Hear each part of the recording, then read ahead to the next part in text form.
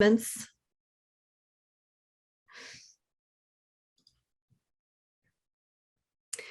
Hi, everyone. Good morning. My name is Serinda Martinetti. I'm C Chicago Dance's Community Engagement Manager, and welcome to number 5 in our workshop series, Dance for Camera Fundamentals. A few things before we get started with our discussion and work. I'm a light-skinned, biracial, Southeast Asian and European woman with short purplish hair. I'm wearing red glasses that I'm not used to wearing on my face. I'm sitting in my home office with large windows behind me, and my preferred pronouns are she, her. I also would like to recognize that my home sits on the traditional lands of the people of the Council of the Three Fires, the Ojibwe, Potawatomi, Ottawa, as well as the Menominee, Miami, and Ho-Chunk nations. And I'd also like to acknowledge the following statements. We work in different communities with different resources. We have different sorts of practice, and we have different aesthetics and politics. We use different language based on our own communities and situations, but we believe everyone in this room intends to be respectful. For this session, we seek to create an environment where people can speak freely without feeling worried that they will inadvertently offend someone else by the way they speak. We come together to share, reflect, question, and learn. And if you're someone who tends not to speak a lot, please, I invite you to move into a role of speaking more. And if you tend to speak a lot, then maybe move into a role of listening more.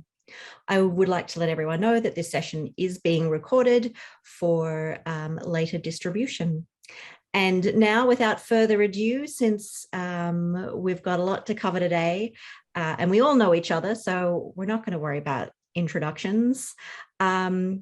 Enki, would you like to give us a brief overview of all of the things we're going to do today? Yes. Hello, everyone. Good to see you again. So I was going to review a little bit in our time why we need VND filters. We're going to also review 1 down, 2 across in terms of dynamic range. And then which ties into how to blur the motion of a subject if we don't have the camera. Then we were going to talk a little bit about color, bit depth, and color subsampling, why you might need them for a green screen, and then touch on audio as well, and perhaps get to lenses. And I'm hoping to also talk a little bit about motivated camera motion, but I think Jenny is going to take the lead on most of that.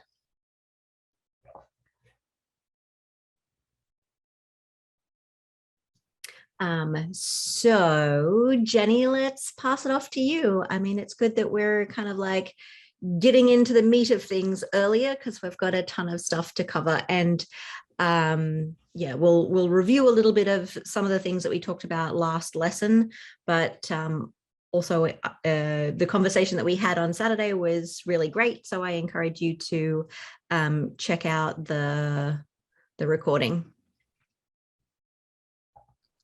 Great, thank you.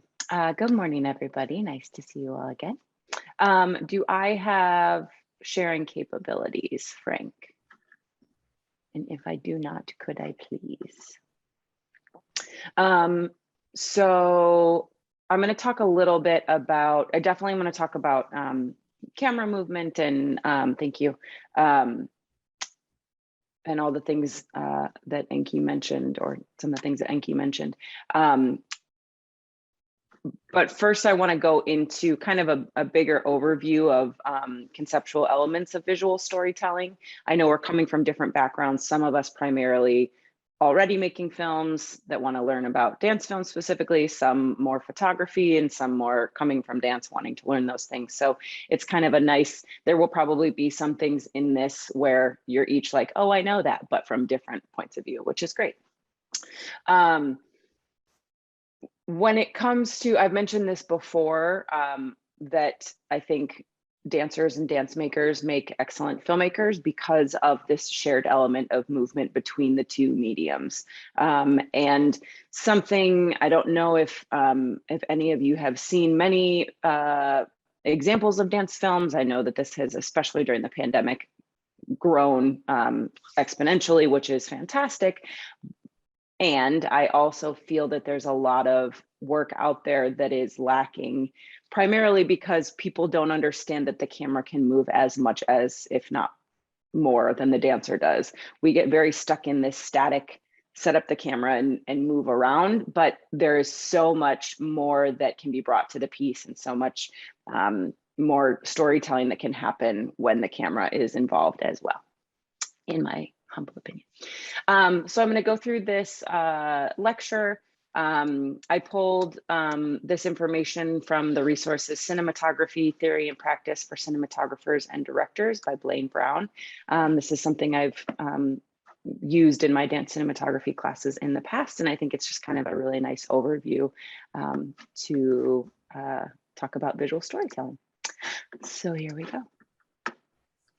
And again, if I move too quickly, if you have questions, feel free to unmute yourself because I can't necessarily see you. All righty.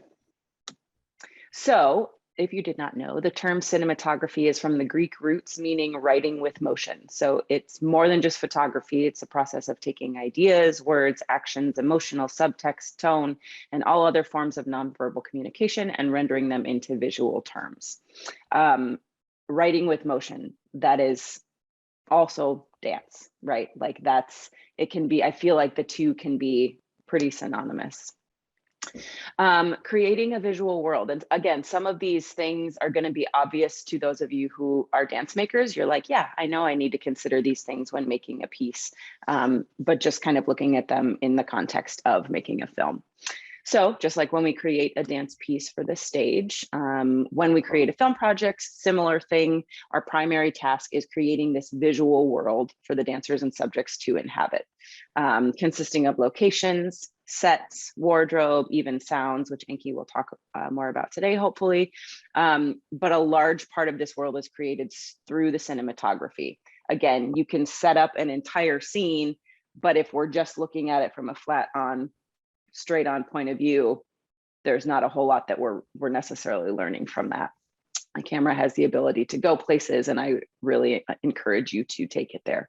But everything in the visual world is interrelated. All of these elements work together. Again, if you have made dance pieces in the past, you probably know this when you're creating something for the stage or site specific or whatever, that you want all of those pieces to fit together. You're not going to put somebody in a hip hop dance video costume for an opera, probably, right? And the music, all those things, you want them to work together. Unless that's your point, then maybe that's the thing. So some things we'll talk about for conceptual tools of visual storytelling: the frame, light and color, the lens, movement, texture, establishing, and point of view. And I know some of these things you guys have already talked about a little bit. Some of these things I'm just going to go over briefly. Enki will dive into with a little more depth. The frame is definition. Selecting the frame is the fundamental act of filmmaking. It is our job as filmmakers to intentionally direct the audience to what we want them to see, right? I feel like this is true in creating a dance as well. We're obviously choosing where bodies are going. We're choosing where they're traveling through space, what's happening in all different parts of the stage, if that's where you typically create for. But again, with film, we have this awesome opportunity to take the audience to intimate, small places that we can't go when we're in a flat, proscenium view. So we are telling the audience, this piece of my finger is what I want you to see. This blade of grass is what I want you to look at. So we have the ability to really intentionally direct their attention. So choosing frame is a matter of composition, rhythm, and perspective. And that's how we're going to help better tell the story. Excuse me. How do various lenses render images in different ways? This is a powerful tool of visual storytelling. The ability of optics to alter our perception of the physical world. Every lens has a personality and adds different flavor to the image. And this is something, first of all, that I think is more in Enki's wheelhouse, having a lot more knowledge of specific lenses and kind of the technical things when it comes to filmmaking. I have some, but it's it's a little more surface level, but and these are also some things, if you're just using your smartphone, is going to be limited. Of course, that Filmic Pro app is really great. You can have some focus and changing some things in the camera, but having a DSLR camera with more lenses and options is obviously going to give you more options. But thinking about contrast and sharpness, the focal length, how wide or long is it? A short focal length lens has a wide field of view, whereas a long focal length is like a telescope or binoculars, and it's more narrow. A long lens compresses space, and a wide lens expands and distorts it, and these can be really powerful. Again, I'm just thinking of the super simple, when the other project I gave you the other day when I was teaching, I had my camera focused on the cup that was directly in front of it, and I was in the back completely out of focus. And that gives, you know, out of focus can give you this softer, dreamlike kind of a feel to it. Something much more sharp is obviously, we're like very intentional. We want you to see this kind of a deal. Color and light. Light and color are some of the most powerful and flexible tools in the cinematographer's arsenal. They have the ability to reach people at a gut emotional level. So if you think about, if you're familiar with creating for the stage, if you are looking at a piece where there's that one single, as I've heard it called, God light, that spotlight from above that shines directly down and everything else is black, that is going to give you a visceral reaction that is completely different than if we are in a, you know, house lights up, completely bright space, right? So something that's been really exciting for me, the more that I've gotten into filmmaking, is when I go see live dance, one of the first things I notice is lighting, which is really exciting. Or when you're walking outside and you're like, oh, the way the light is hitting this right here, like what a beautiful image this is, or I could see a film happening, or even in regular movies that I watch. I think lighting, I've heard and I believe that it can kind of make or break a scene or film. There's only so much you can kind of do with adjusting editing or adjusting lighting in edit in post. And there are people who are very highly skilled and trained at doing that. But if you're able to control the lighting when you're filming, I think you're setting yourself up for a much better experience. They also have a special power that's shared only by few art forms such as music and dance. This is a very definition of cinematic language as we use the term here. They are visual tools that add additional layers of meaning to the context of the story. So when I was also talking that first day, if you were here, about the elements of dance viewed in filmmaking, having that textural element, you know, changing the color of the light, warm versus cool, stark versus soft, silhouette, single light versus dispersed, partially lit. Those things are adding textural elements to the film, just like you would think of maybe if you are familiar with Laban movement or Bartinieff, having different dynamic qualities in your movement. These are adding different dynamic qualities to the film.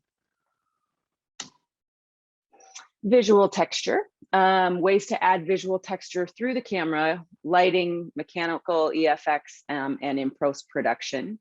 So changing the color and contrast of the picture. Sounds like you guys were playing around with some ways to kind of change light or change color. Bless you, Surinder. In a previous class, which is awesome, using filters, which Enki's talked about, fog and smoke effects, if you have one of those machines at the ready, filming through rain, using unusual film stocks, various printing techniques.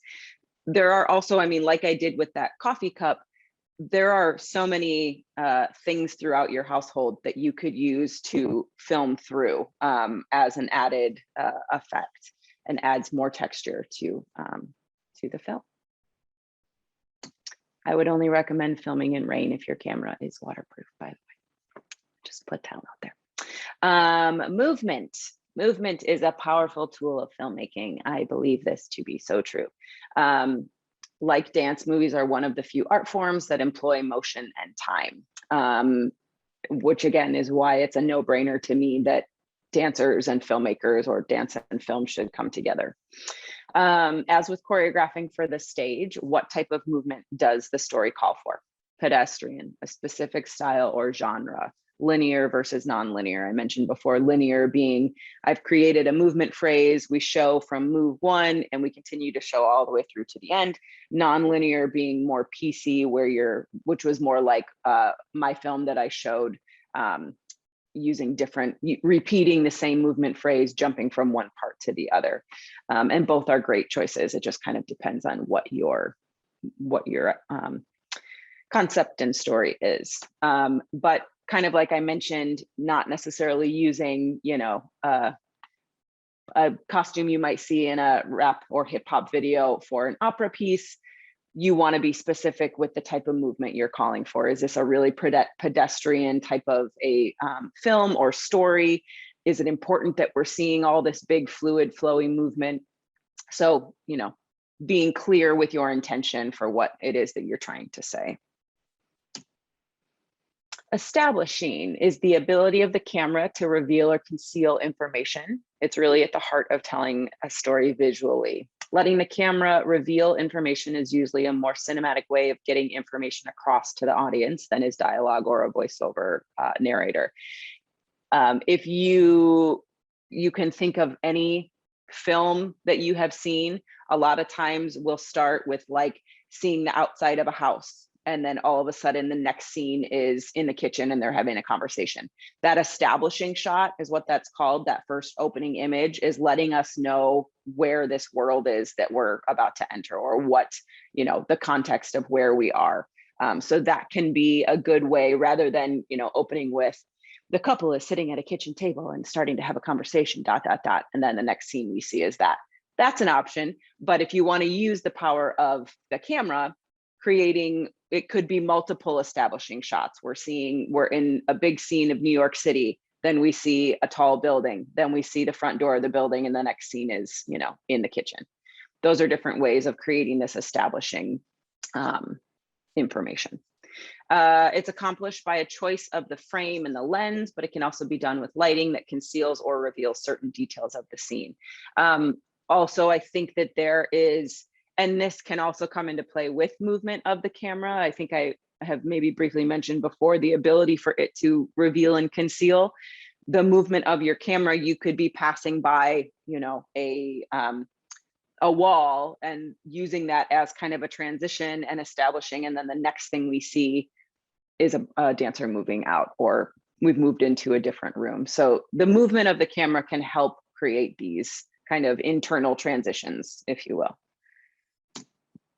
Point of view, which I think is really important, and particularly if you're kind of a one trick pony, you're the one that's in the film, you're the one that's filming it, that's directing it, which today you are. Point of view is really important. It's a key tool of visual storytelling, the view of the scene from the character's point of view.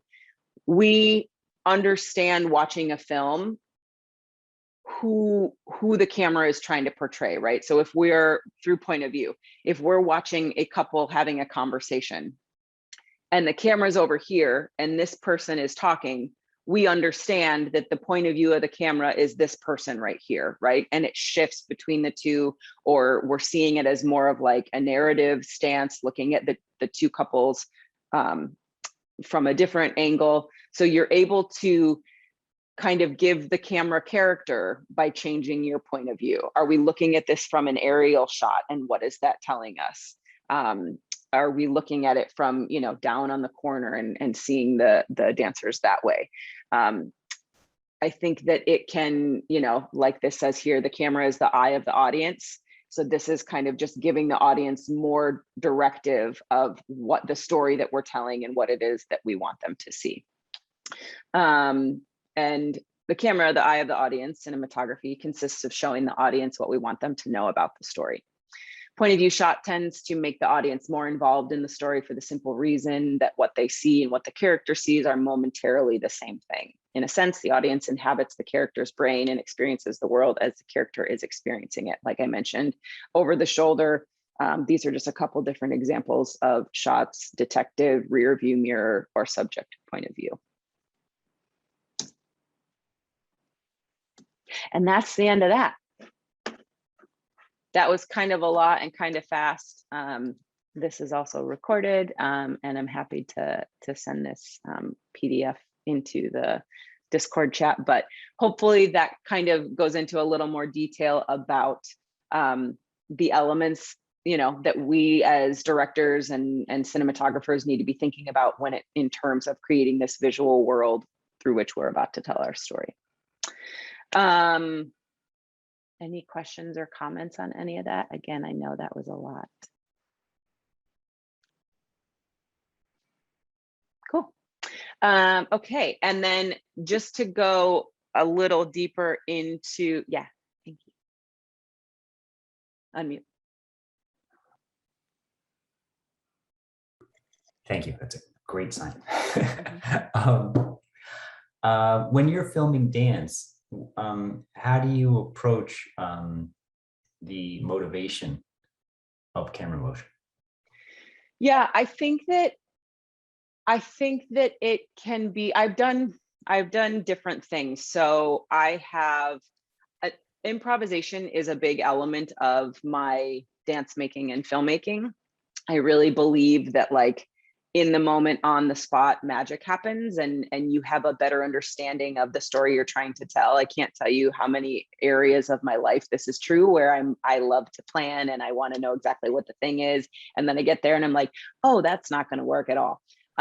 So having the ability to be flexible, which I think is really important. And any students that I've worked with and making films, I'm like, give yourself a bit of a, you know, a script or a shot list, but also know that, like, you're going to change direction and you're going to see something that you wouldn't have anticipated once you're actually looking through the lens that you want to focus on. So I think, you know, there's been specific scenes or movement phrases that it's really important to me. For example, the film that I showed, Hold Still, all of the tiny hand gestures and ticks and things that we did, I really wanted people to be able to see that at a more impactful level. So the idea of, okay, I'm going to be standing here, my hands are going to move here, I want the camera to be ready so that when my hands move up there in the frame, it's super in focus and it's close, versus this movement phrase is really, you'll see in the film that I'm going to show, there's some really lovely examples of kind of this just like organic, I don't know. I think as a dance maker, I think about what's the kind of effect that I want the audience to have from this sequence or from this motion. And if seeing the movement, like if there's some partnering and there's a lot happening, I want them to kind of be able to move with the dancer or to kind of get it in as a whole. Then I'm going to think about having a wider shot. I might not move the camera as much, or if I want the audience to feel like they are moving with the movement that's happening, then I'm going to employ some camera movement in that phrase, moving with or in juxtaposition against the movement of the dancers. So I feel like it, and all of those answers can be correct. I think it just kind of depends on the arc of the piece. It depends on kind of like the tone that I want the piece to have or where it feels like it's going, and moving. So that's another thing that I didn't mention, and it might be obvious, but camera movement with the subject in the same direction of the subject is going to have a completely different feeling than if you're moving against it, right? So if you're filming somebody riding a bike and they're heading that way, if we're filming with them as they move, we're not going to get as much of a sense of their movement because we're going with them. They're staying in the center frame as we continue to move. Yeah, we'll see some trees or whatever pass in the back, but it's going to be less jarring. It's going to be a little bit more fluid and, you know, organic if we're moving with the subject. If they're coming in this direction, or if somebody's, you know, we're filming in a circle and they're turning in another way, it's going to have more of a chaotic feel. It's going to have, there's going to be more juxtaposition. You might have a better sense or feel their movement a little deeper if we're seeing, like if somebody's doing a somersault and we're going in the opposite direction, or we're, you know, our camera is spinning in another way.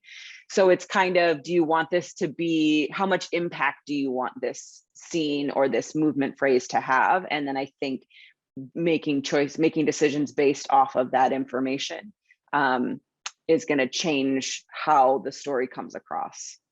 That's kind of a big way to say, it depends on the movement phrase, and it depends on, you know, how I want the story to be told, if that makes sense. From a logistic point of view, because that's how my brain works, like how much rehearsal does it take with your movers and your camera to kind of get that movement flow that you want with the camera? Is it something that you need to like work out in advance, or like have, you know, an hour or so like before you actually shoot, or do you kind of like shoot it and then see what happens? Both, yes. The film that I'm going to show you guys is not mine, and I'm going to assume, based on the complexity of the cinematography within the movement, I imagine that these women rehearse this quite a few times. A lot of time, you know, and it depends on too, like, what do you have available? Is it like a one and done, hey friends, let's meet up and film this thing, I've got a couple hours? Then it's going to be a lot of on the spot improvisational play. And depending on how complex the movement phrase is, it might take you the whole couple hours that you're there to get that one shot.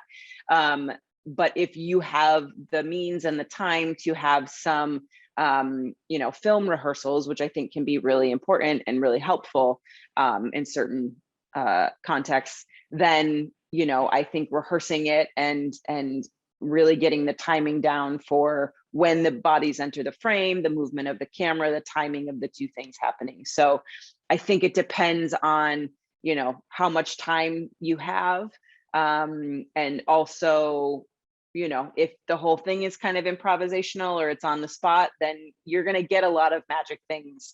But being able to be behind the camera and see through the lens and see exactly what it is that the camera is capturing is going to be very different than what you think, or than what, you know, how you create it for in the larger space, in the real world space. So if you have time to get behind the camera and rehearse that ahead of time, I suggest that. And also it's gonna tell you, you know, when you get to the point of filming, the camera is going to dictate, and it's going to be like, this is what we're seeing. And it's going to kind of be like, this is the decision you should be making because this is what I'm seeing. So it's kind of a helpful friend in that respect.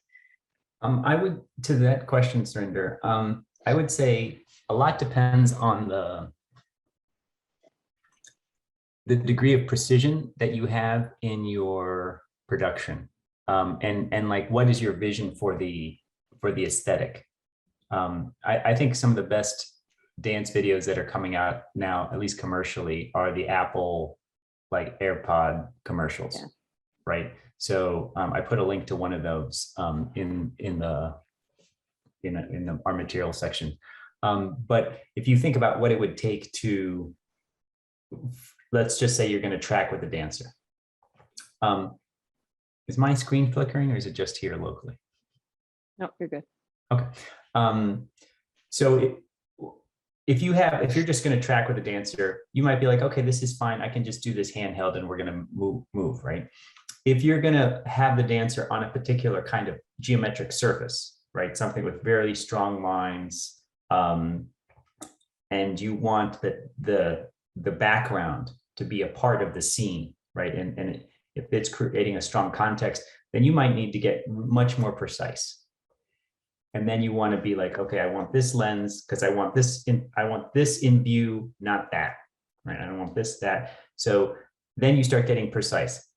So if you have a choreography that's perhaps for something like commercial, very prescribed, then you're going to want to rehearse, test, and figure out what that arrangement is. The advantage of all that kind of preparation is that you can be like, I want this shot, I know this lighting, and I'm going to get this, and it is fantastic. And you're going to get it, and you're like, oh, okay, that's great. That was whatever, 5 seconds. Now, does that integrate in with the rest of your piece? Like, do you have 5 seconds of greatness, and then do you have like the rest is like a messy kind of thing? So that's part of like the vision of the dance. If you know the dance really well and you know the beginning point and you know the end point, then that's one thing. And what is the context? What is the environment where you're shooting? If you're on a if you're shooting on rocks and boulders or something like that, or you're in a glacier somehow, you magically get to shoot in a glacier, then you're like, okay, I don't need that kind of linearity. I might just be shooting handheld.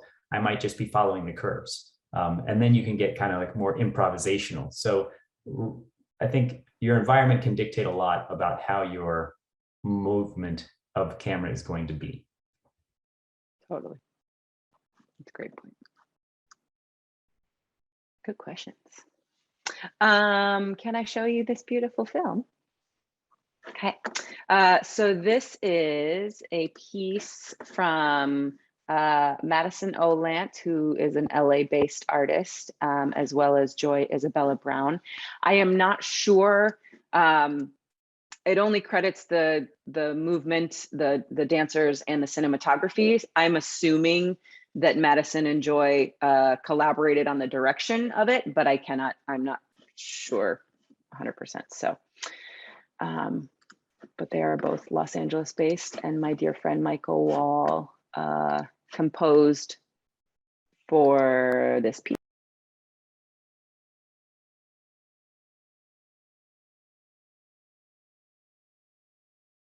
So I think,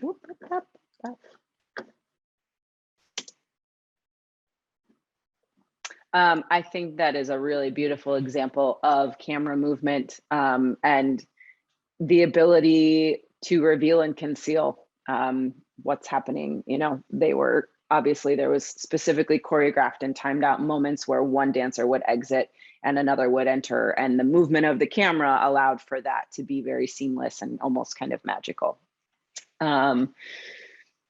And then also it's the framing, choosing moments when to keep the camera still, when to zoom in, when to have a really tight shot versus when to open up. And so we can see, like I love that moment where I think it was when in the beginning, when the two started like a little hip lift across. And at first we had a tighter point of view and it was interesting to see it. But then when we pulled out, we could see exactly what they were doing, and it kind of allowed for us to see more of the choreography. But then those other moments when it was tight shots, just seeing the hand, you know, rest on top of the other person's hand, that's the stuff that I really love, is when the really tight, like intimate, because you can miss those details when you're sitting, you know, hundreds of feet away from a stage, which is why I think dance films can just be so wonderful. And I will put that link in Discord so you can all see it. I might have also mispronounced her name. It might be, I think it's maybe Olant is her last name. I really loved the establishing shot of the feet and them dancing on feet. I think that's just really like childlike and fun and cute. So then establishes like the mood of the film as playful. Yeah. But then it morphed into something that was like much more serious and sensual, but still playful in a different way as opposed to childlike. Yeah. I agree.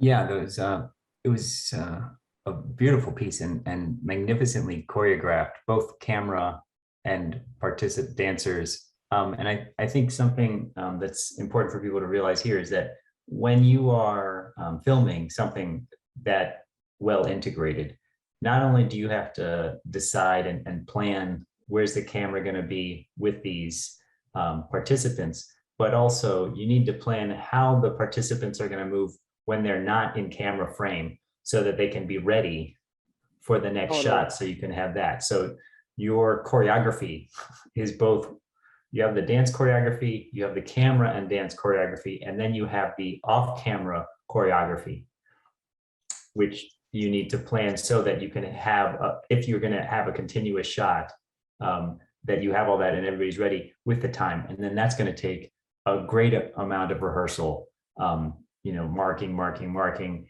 and then your camera operator has to also be on cue with the dancers. You might get some leeway with some really nice editing, which they were fantastic at. So something might be cheated there. You're like, oh, you know what? Was it continuous, or was it just like editing? Right. Or there's a foot in the back corner, but we're going to crop that image in a little so we don't see it. Yeah. Yeah. But that was beautifully done. I feel like, I think, I'm not sure if it's just my bandwidth here, but I really wanted the link in the dance film links, because just from my experience with the Zoom here, I was seeing that at about 5 frames a second, right? And it was frozen. So there was no continuity.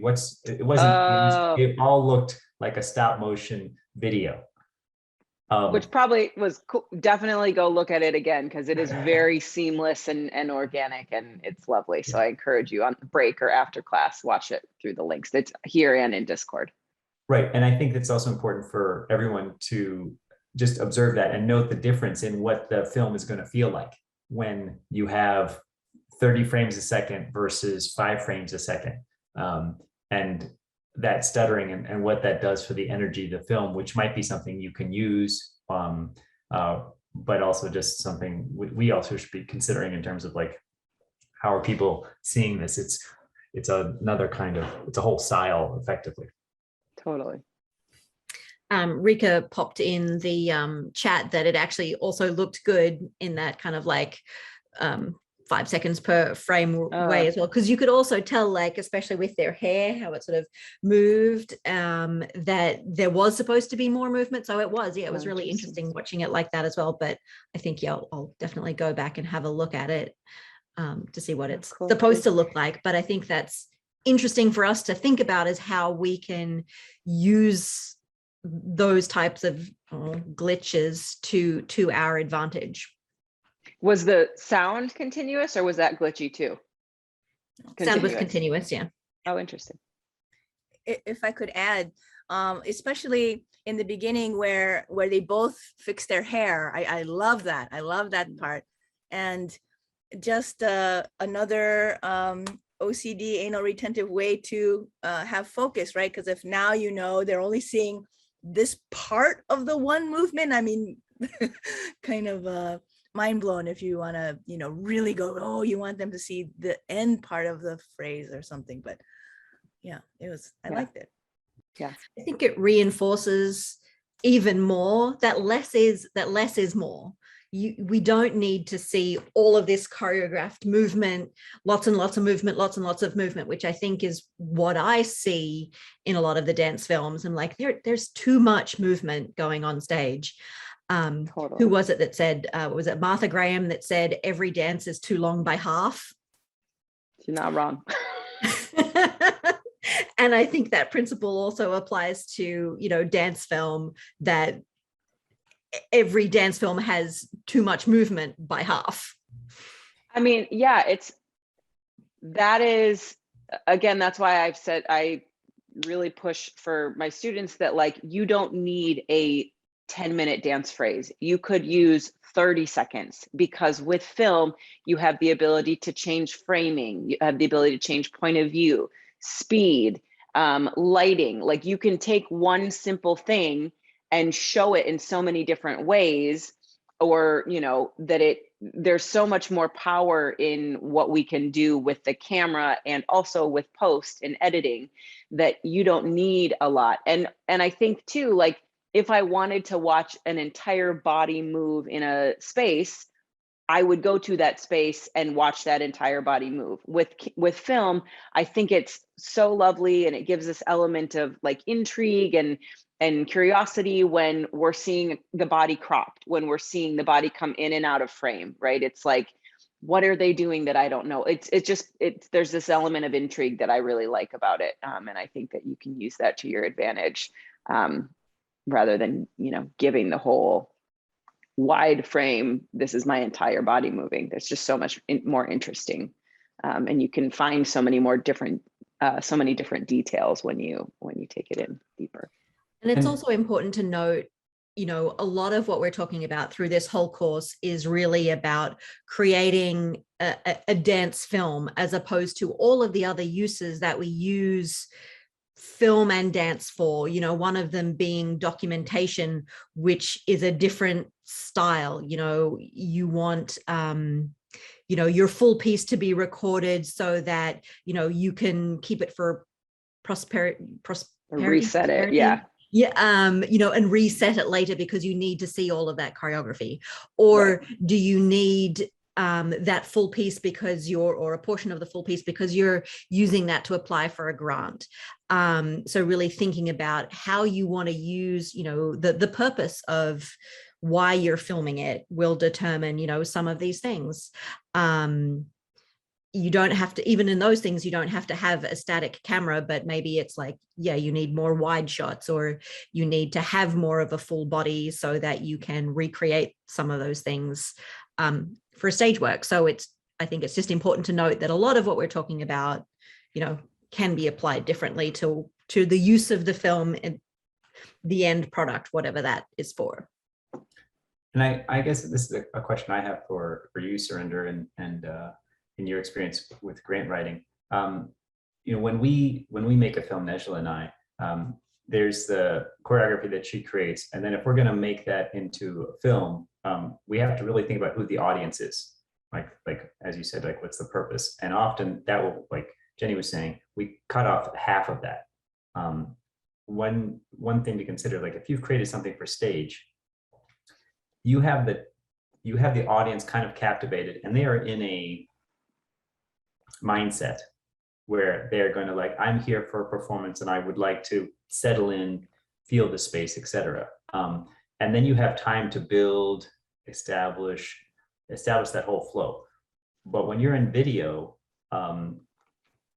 depending on who your audience is, if it's for film and it's aesthetics, then you encourage people to really use the elements of film. Like somebody is like flying on a plane and they're coming into Boston. You don't follow them every single step. Like they're on the plane, blah, blah, blah, you know, that would take hours and people don't have the patience for it. And it's not that interesting.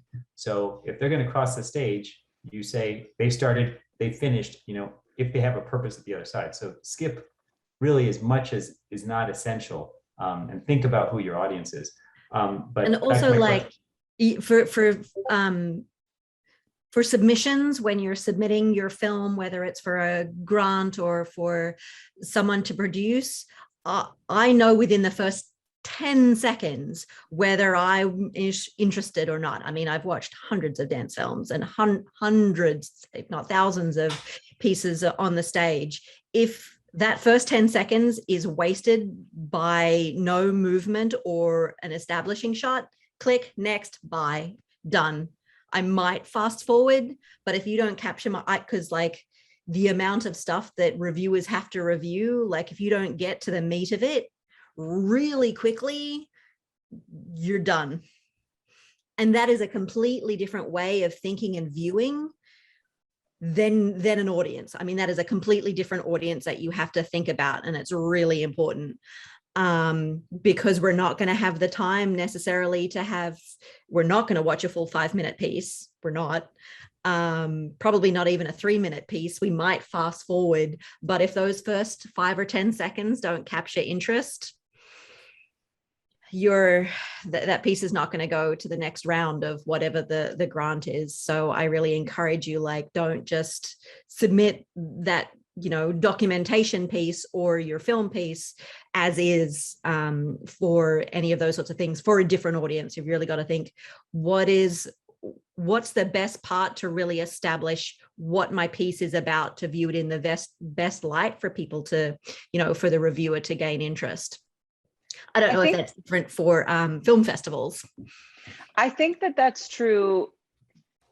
I mean, look, especially if somebody is watching dance films on the computer where they have the internet.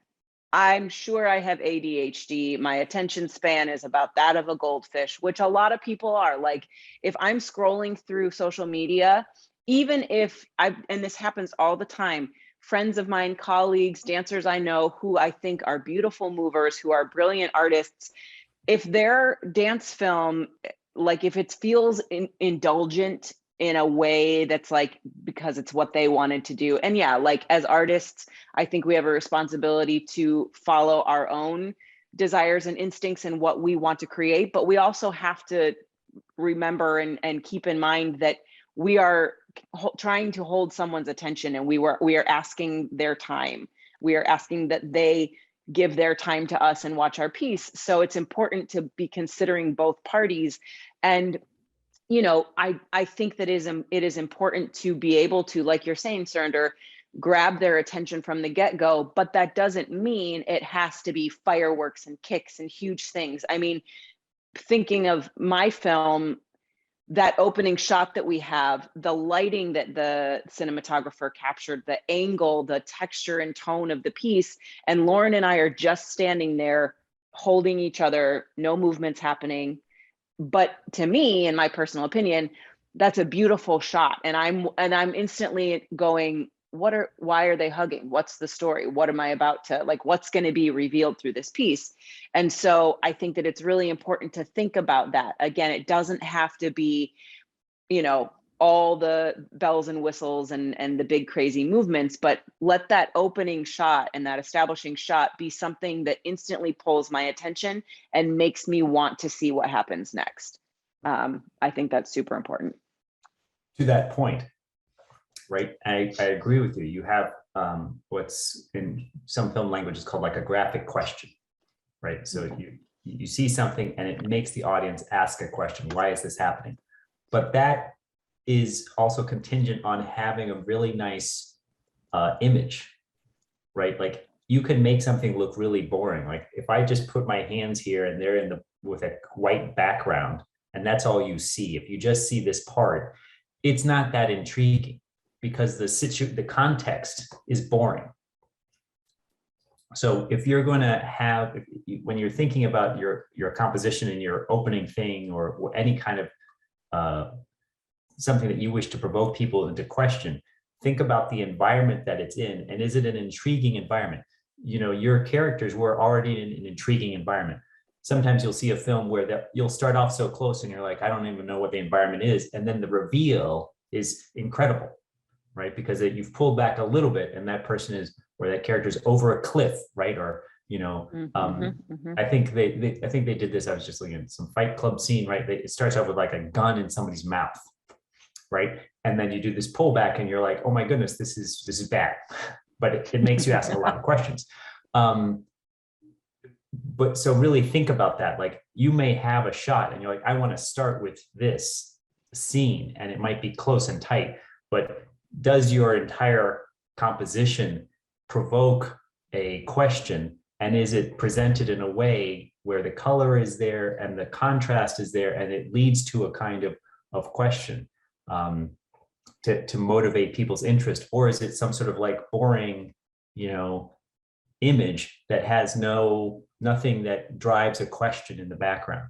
And this ties in with composition and location. And, you know, why are you filming there? We pick these locations because they are intriguing. They're like, oh, why are they there? And what is interesting about it? Now, I thought what was neat about the film you just showed is like, it looked like it starts off pretty boring, right? It was like, it just starts off with a sidewalk and you're like, okay, so it like establishes like low expectations, right? And it doesn't linger there for long. Like immediately somebody comes in. One thing that works really well for that is that was like, it's a landscape shot. It was like, I think 16 by 9. And that geometry of sky, wall, ground, 3 layers is a very strong geometry, which works for 16 by 9. So think about how your aspect ratio works with the environment that you're filming. Great.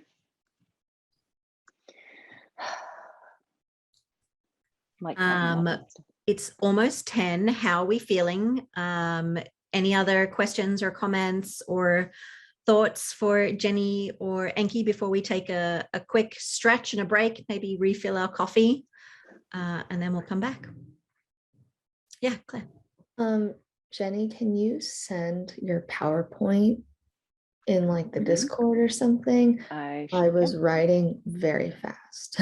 Yeah, sorry. I know I was No, going you're through that good. quickly, and I usually do that, and I'm like, and here's the document because I just want to talk through it. And yes, I will put that in the Discord. Thank you.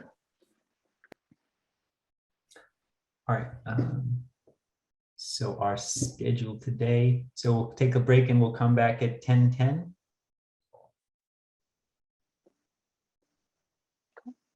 Thanks so much, everybody.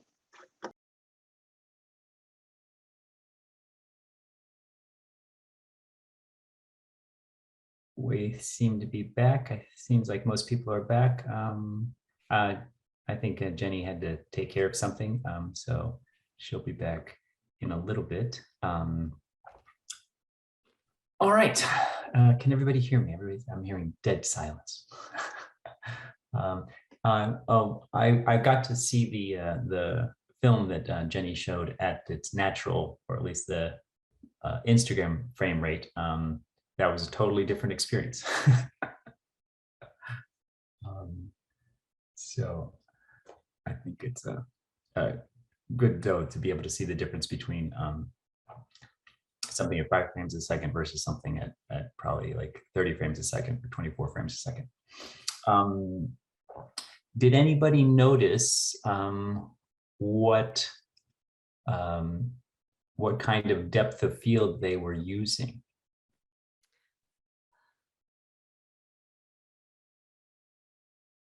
It seemed pretty shallow because both of the dancers were in focus, right? Mm-hmm. Both of the dancers are in focus. And there's not a lot of tells there because it was just concrete and the ground.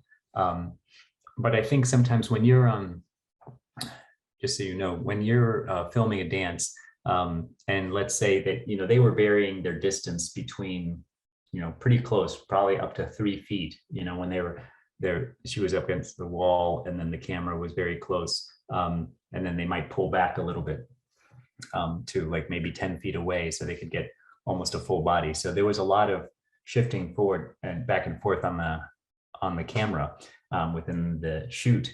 So when you're doing that, if you're trying to move the camera and what's called pull focus, if you're trying to shift the focus at the same time that you're moving the camera and keep that subject in frame, that's very hard to do well. So the kind of easier way is you make sure that the background is really far away, and then you put an f-stop on your lens of something around 4 to 8. And that way what you can do is you're not that shallow, but you don't have to shift focus too much because most things are going to be in focus within 3 feet to 10 feet away. So if you're going to be moving your camera with a subject, you probably want the f-stop to be a higher number, so you have more depth of field, and that's contingent upon what you can risk in the background being in focus. They were kind of under the concrete wall most of the time, so that it was like there was the concrete, which is bland, no color, horizontal line, and then just the dancers or the sky. So the sky is pretty much out of focus, and only occasionally would you see the trees. So that's something to think about. I wanted to. I was just going to add that one of the things that it's either you have to pull focus or your camera has to keep them at that same level. So if they're coming towards you, you got to move back at the same speed to keep them in focus at that. And so if you really do want to keep that depth of field, then you have to make sure that you're moving in the same depthness that they're moving at you.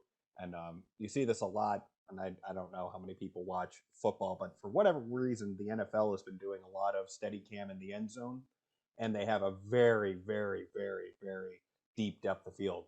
And sometimes it looks fantastic, but a lot of the times they're totally out of focus, and the camera guys are running up to try to get them in focus and then falling back out. So you can see that. So if you really want that effect, and it looks great when it's in focus, oh, so fantastic. But most of the time you're like, I can't see anything. It's all out of focus.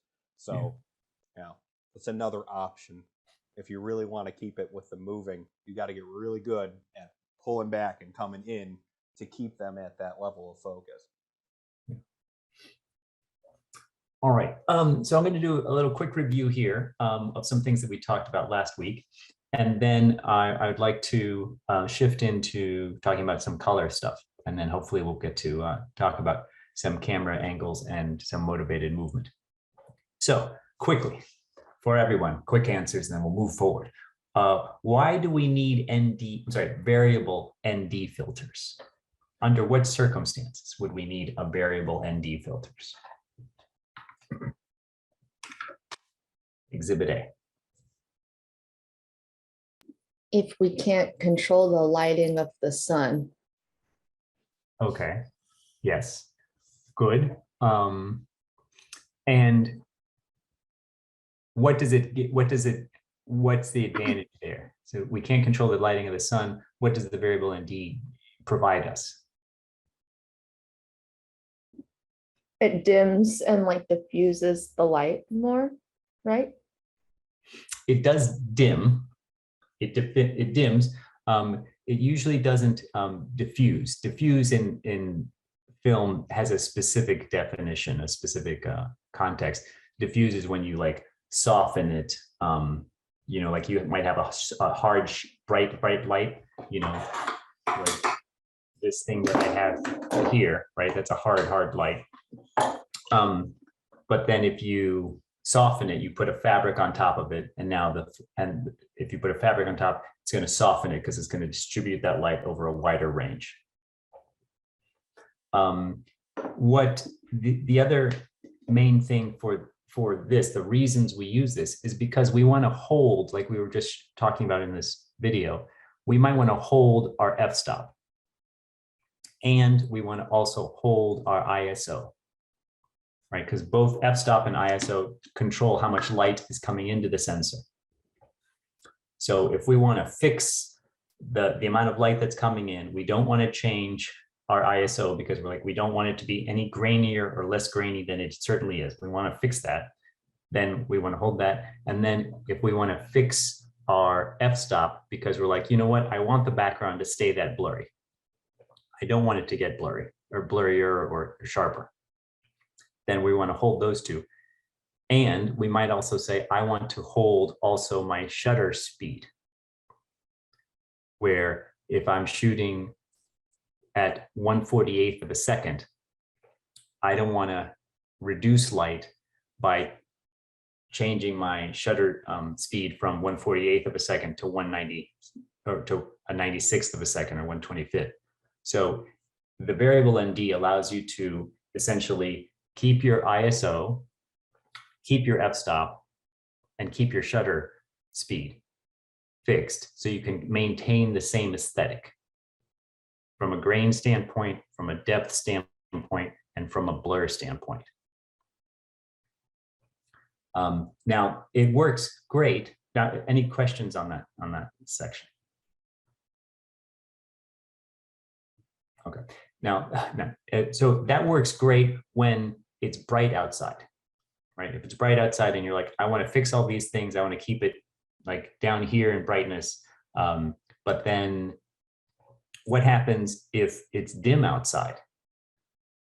If it's dim outside, you don't need a variable ND because you're not trying to reduce light coming in. If anything, you know, it can only reduce light. It can't add light.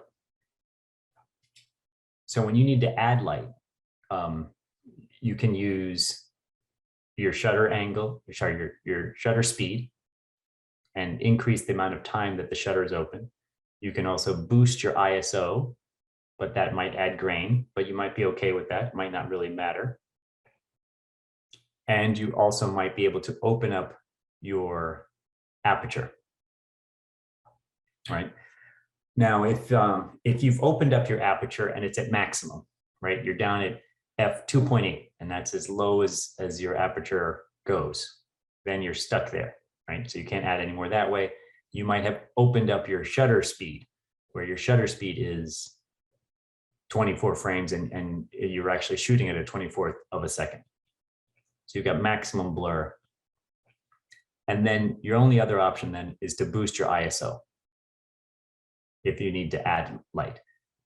And of course, if, ideally, then you say, okay, I don't want to change my ISO. I can't do anything else. I'm just going to raise the light in the room, and you actually have lights to increase the brightness of the light.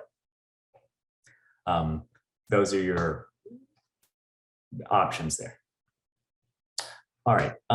So now that being said, let's show. There we go. So in this situation, right, we've got some subject. The background is 1.4. The light across the subject is 2 stops up from 2.8. This character's left side, he's on my, well, his left, my right. He's at 2.8, and across the face is going 3 stops from 2.8 to 5.6.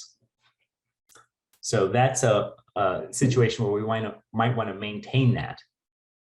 And then what we do is we control the lighting, and we might want to keep this dynamic range that's going across the subject.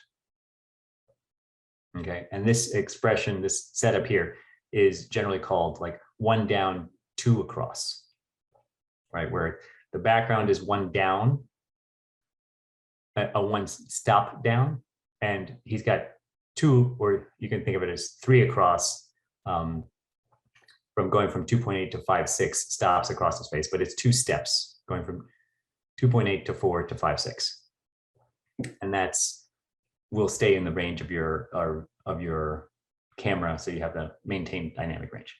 All right, I just wanted to review that for review changes. So now, question: how do we blur the motion of a subject if we don't want to move the camera?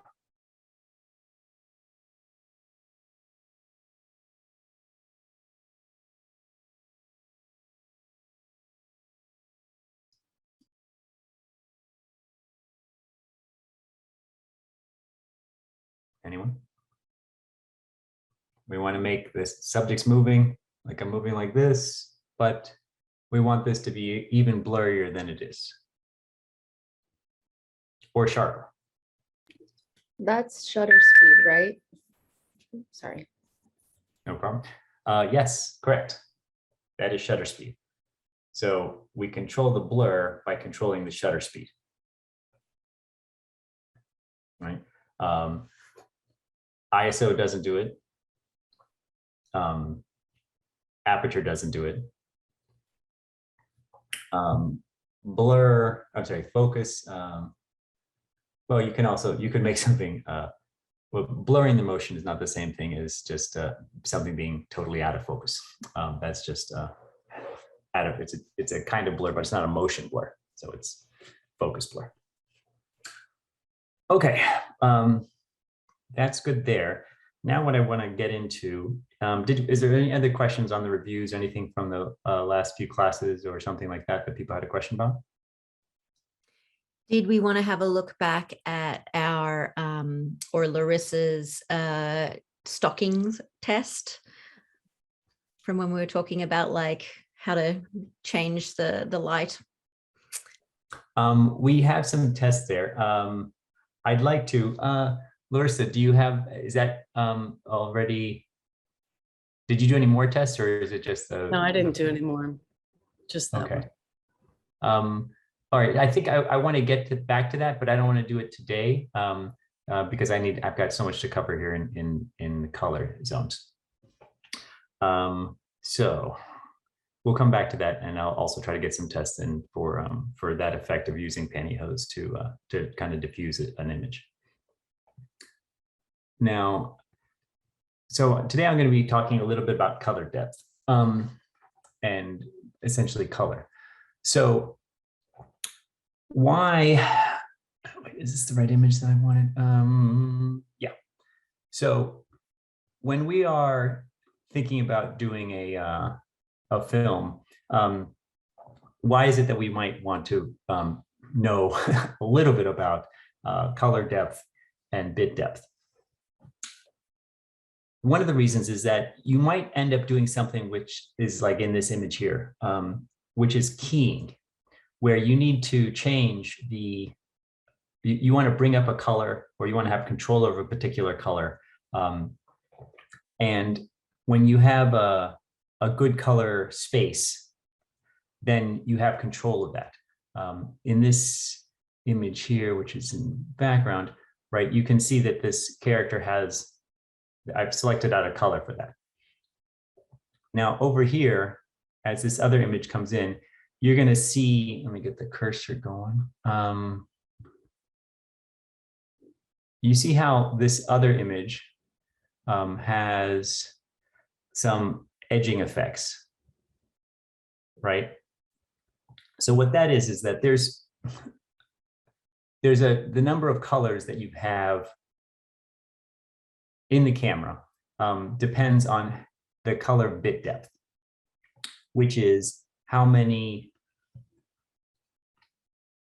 colors are available across the spectrum of the image, right? So here we have a smooth gradient from red to red, but the number of steps that you have, if you only have 8 bits, is that the variance between each color cannot be presented in your camera, or in your camera, it cannot be captured, and it might not be presented on the monitor that you're looking at, right?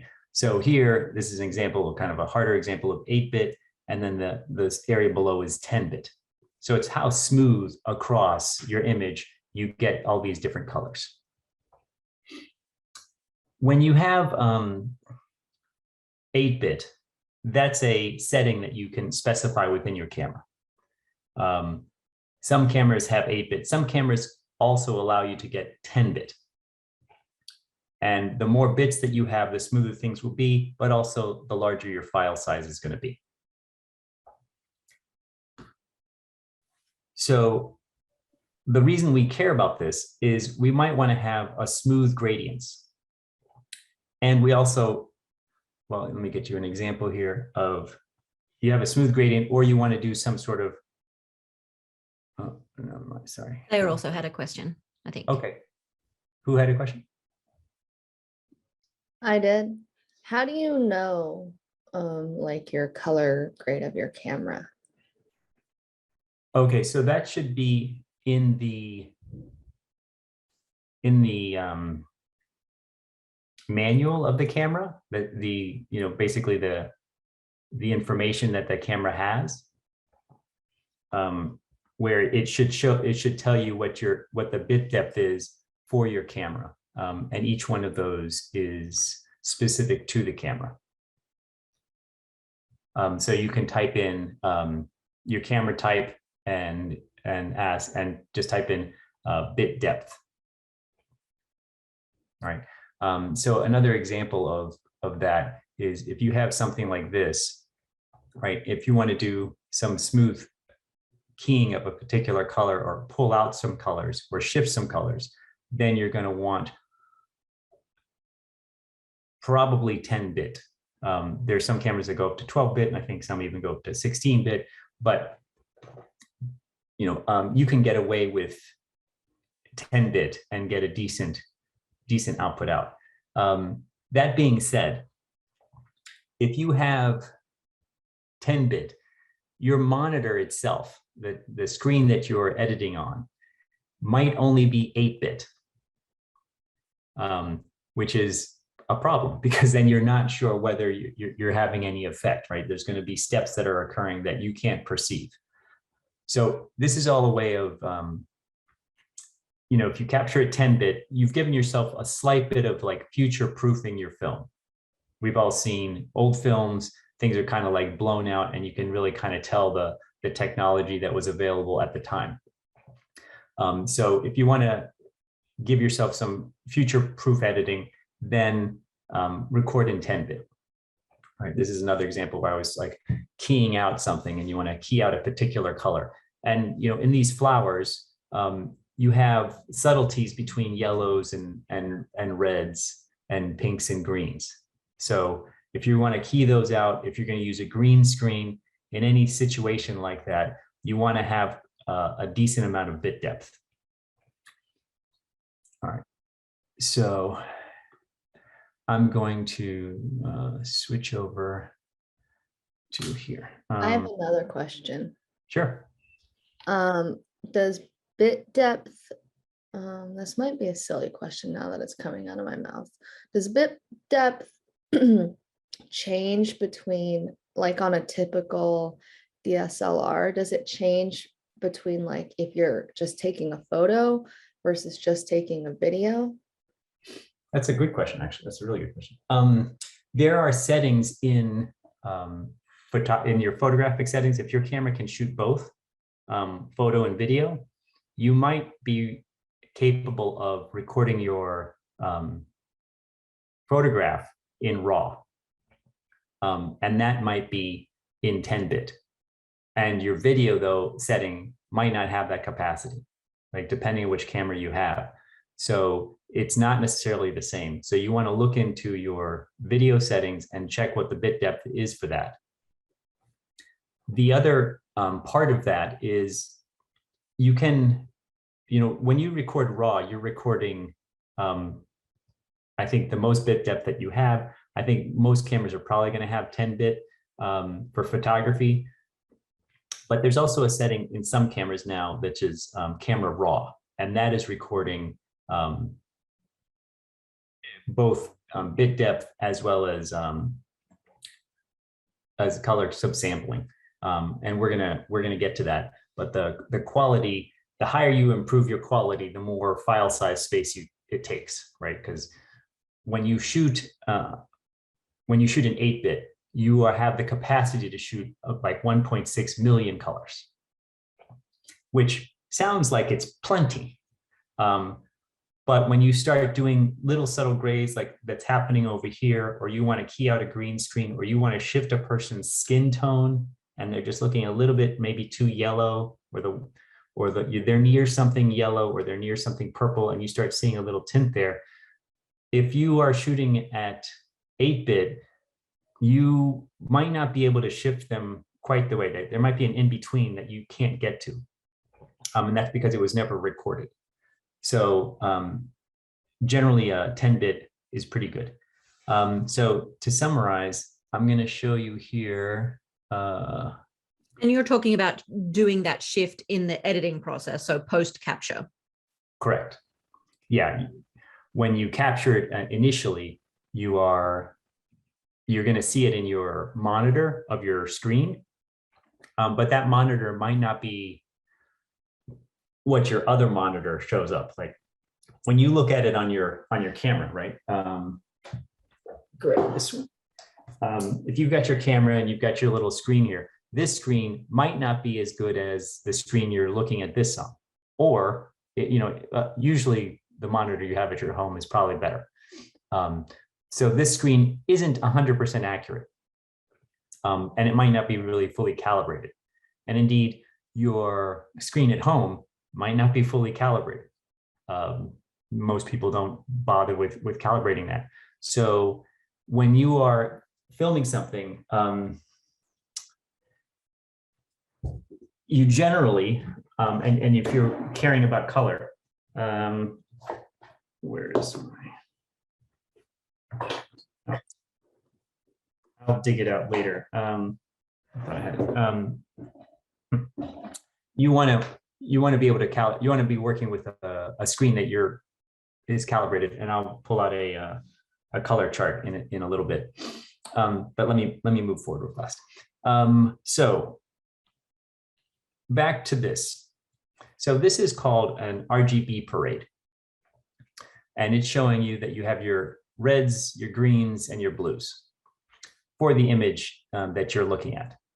And the idea here is that you have 256 levels of red, 256 levels of green, and 256 levels of blue per pixel if you're using 8-bit. So 8-bit means you have 256 levels. If you have 10-bit, then that means you have 1024 levels for each color channel. And a color channel is red, green, and blue. The consequence of this is that you then 8-bit had 1.6 million colors, and 10-bit has like 1 billion. So you have a lot more nuance when you shoot 10-bit. The take home is use 10-bit with video whenever possible. Now, when you are shooting something and you know it's just going to go to YouTube or Facebook, and you don't plan to do any post-processing, you're not going to do any color tweaking, and you're like, you know what, I'm shooting it on my phone, I'm not going to do much with it, then it's fine to just stick with 8-bit, and you can get away with that. And that's partially because YouTube and Facebook, after you upload it, like you upload it to YouTube, Facebook, they then downsample it and they take it down to 8-bit. So you can upload 12-bit to YouTube and they're going to reduce it down, which is why the quality, sometimes you see something on YouTube and you're like, that doesn't look so great. But if you see almost the same video, or if you see the same video on Vimeo, I think Vimeo distributes at a higher bit rate. So there's better quality on Vimeo. That said, your monitor itself might not have, it might be an 8-bit monitor, and a lot of monitors are. So that's like something you're like, hey, how come it looked good over there? I was at my friend's house and over here it doesn't look as good. It might be the monitor that you're looking at. Now, so that's it for, I'm going to say for RGB Parade. Now for this, what I want to talk about is, all right, let me go to, so we talked here about Parade. Now we're going to talk about color subsampling. So have any of you heard of color subsampling? Or ProRes 444? No? Okay. Okay. Well, then this might be a little too advanced, but we'll see. So have you heard of camera raw? Or when you shoot a photograph in camera raw? Okay, great. So camera raw is, for the equivalent of camera raw for video is ProRes 444. And that means that in every, let me pull up my cursor here. We'll see if it shows. Great. So, and hold on, I'm going to change. Did it work? I don't know. Okay, so this is 444. This is the highest quality that you can get for a video. And what it does is it says you have, for every pixel amongst these 8, each one gets its own luminance value, which is just its brightness.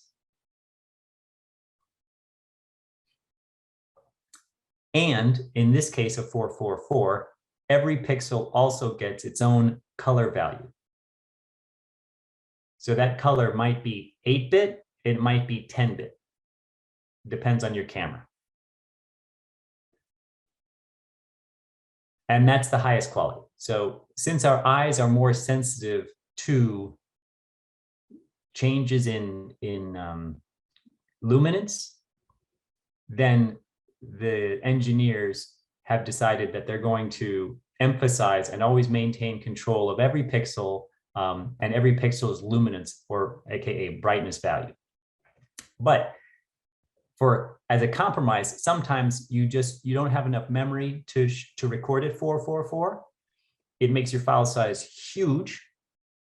So there's a compromise which takes you down to what's called 422. And most cameras right now in the kind of the prosumer level can record in something called 422. And in 422, every pixel still gets its own luminance. but every pixel does not get its own color. So it's a kind of compression. And in this compression, as you can see, I've got in this section here on the top left, I've got 2 reds, right? Now, that's because prior this might have been like this. Like, let's say this is what the actual light that's hitting the sensor is saying, right? And on the left, you've got a red square over here, and on next to that, you've got the dark blue square. When you go down to 422, or in your camera, you might only be able to go up to 422. Then it's saying, okay, I'm going to keep the top left red, and the next one, I can't maintain a blue there. I've got to compromise, and I'm only going to give it a value of red and maybe just make it darker in lieu of blue. So every pixel gets its own luminance. The brightness is the same as the blue before, but the actual color, I only get the color red across these two. I only get 2 colors red here, and I get 2 kind of purples here. I get 2 greens on the bottom right, and I get 2 yellows on the bottom left. And that's 422. You get luminance, but now your color is reduced by half. Lastly, you have 420. And in this chroma subsampling version, you only get really red of these. For these 4 squares, you get 1 color value of red. I'm sorry, 1 color of red, and you get the luminance still of everything, but you only get 1 color for half of all 8 pixels. 4 of those are committed on the left-hand side to 1 color. And then on the right-hand side, these are all just variances on a kind of blue-red. Right, and what this means is that the reason you have 0 at the bottom there, it says, 420, why you have the 0 is because you have no information about your color from the bottom row. The bottom row is dominated by whatever is in the top row. So if the top row is purple, then that's all you get, and that gets pushed down and also to the bottom. So that's 420. And that's all that color subsampling is.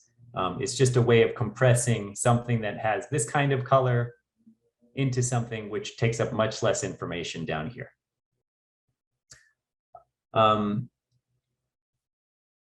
Generally, better cameras will have 422. And sometimes what you can do is you can have a camera that is shooting internally within the camera itself, within the body of the camera. When you look at the configurations on the inside of the camera, it'll say, I shoot 8-bit 420. And that's what I can record into the camera, into the memory card. If you have an external monitor, this attached monitor that you can attach outside, like the Atomos Ninja is the only one that's kind of portable and bulky, but it's the only one there that will work with like a DSLR. It's the smallest version. You can take a cable, plug it into this external monitor, and your output will be 422, up from 420. So if you're like, okay, I need this to be really high quality, I'm going to use a green screen, I'm going to key out these people, I need to have very smoothing effects, then you might say, okay, I'm going to buy or rent an external monitor, and I'm going to export this thing out, and I'm going to get 422. So that's the reasons you might want 422. It's generally more just high end if you need to have really great color. So if you don't need great color, I wouldn't worry about it. Just stick with 420 and you're okay. Now for dance, this all comes into your planning, where you're like, okay, I'm going to be shooting outside. I'm fine. I'm going to just use 420. But I want one thing to be, I'm going to add a special effect. And if you're going to add that special effect, then you say, okay, I need better resolution just for this shot. And then maybe you rent the equipment and you say, okay, I'm going to record this at the highest quality I can, and then I can muck around with it in post in your editing thing. Any questions?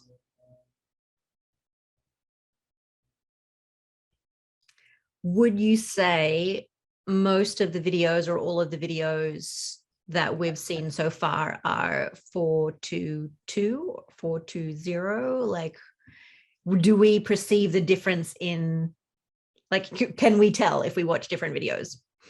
One way you can tell sometimes is the banding that will happen, right? So if you're doing something which has been recorded in 4:2:0, you might see something that's like this, right? In this area over here, I don't know if you can see that, but right, we're starting to see banding. And that's because I've removed the amount of different color scales that can happen here. So this effect is called posterizing, because old posters, you know, they just did these layers of colors and they added them. And if they didn't have an in-between hue, then you end up with this, which has some advantages for like stylistic purposes. It's not necessarily all bad at all. You just have to use it to your advantage. But when you see something like this in a video, then you're like, okay, that A has either been compressed, perhaps a bit more than they wanted, or it was recorded at 4:2:0 8-bit. Now, also, like, I've got an old monitor on over here, and that thing is like 15 years old. So, you know, that thing's only 8-bit. So it's going to convert anything that was good into something like this, pretty much no matter what. So that's one way you can tell it, is if you have that. You don't want to be, if you're going to do any kind of editing, get the best monitor that you can. And sometimes that monitor might be your phone. Like sometimes your phone is like actually a really good monitor. If you don't have another monitor that you can get that is a 10-bit monitor. So look out for banding. If you like it, great. If you don't like it, then think about improving your bit depth. Yeah. All right. So you can see it. Now, yeah, I already said that. So, who said that? So, back to recording. If you're going to do some other recording. All right, so back to this thing. In this video, I was trying to do some color. I was trying to subtract out a particular color to get this kind of like aesthetic. And as you can see, there's this banding that's happening in the corner there along her edge, which is actually happening. It happens over here, but you can't tell because it's so far away relatively. But over here, it is happening. And you might be okay with that. It's an aesthetic decision, but this is just another reason why you might want to use a higher bit depth.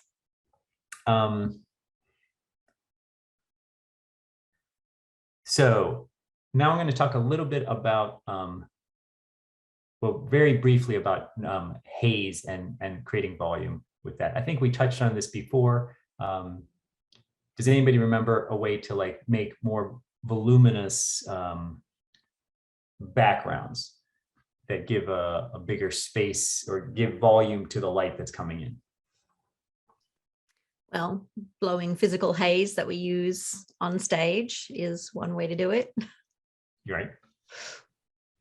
Yes. So that's one way, haze, which is very commonly used. The other thing that people use sometimes is incense.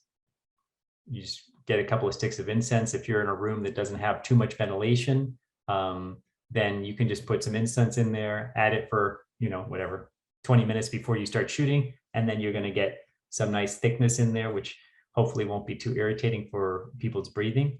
If you're lucky, you can also use fog. If you're in a location that has fog and you're using the environment of fog, then you can take advantage of the environment. Some people have also used dry ice. which is Halloween time. So dry ice is tremendously available. And it can have some nice mysterious effects, but it tends to stick to the ground. Dry ice is the smoke from dry ice is heavy, so it stays down. So if you're thinking about a stage production, like people will use, the fog machine because it's lighter and so it can go up. Whereas, if you want kind of like a waterfall effect, you will use dry ice because it will drop and cover the stage that way. And kind of like it can be thicker. And there's also generally no sound to using dry ice. Whereas with haze, you've got, the buzz of the fan of the haze machine, whereas dry ice, you've just got a smaller fan, or just the act of itself dropping will move it because it has more weight. Yes, absolutely. And I like dry ice because it covers the stage floor. And sometimes I get really annoyed with Marley and tape because I'm very sensitive to geometries. So I'm like, I don't want to see the stage and the glare and the tape. So I'm like, it's nice when people do that, and I just like fog, I guess. But again, your own aesthetics. The other thing I was going to say is matches. You can just light some matches in a room, and actually they put up a good amount of smoke if you wait a little bit. So sacrifice a box of matches, and you can have a little bit of space in more intimate settings. So obviously if you're in a huge room, you're going to need a lot of matches, which is called fire. Also might not be allowed in the venues that you're working in.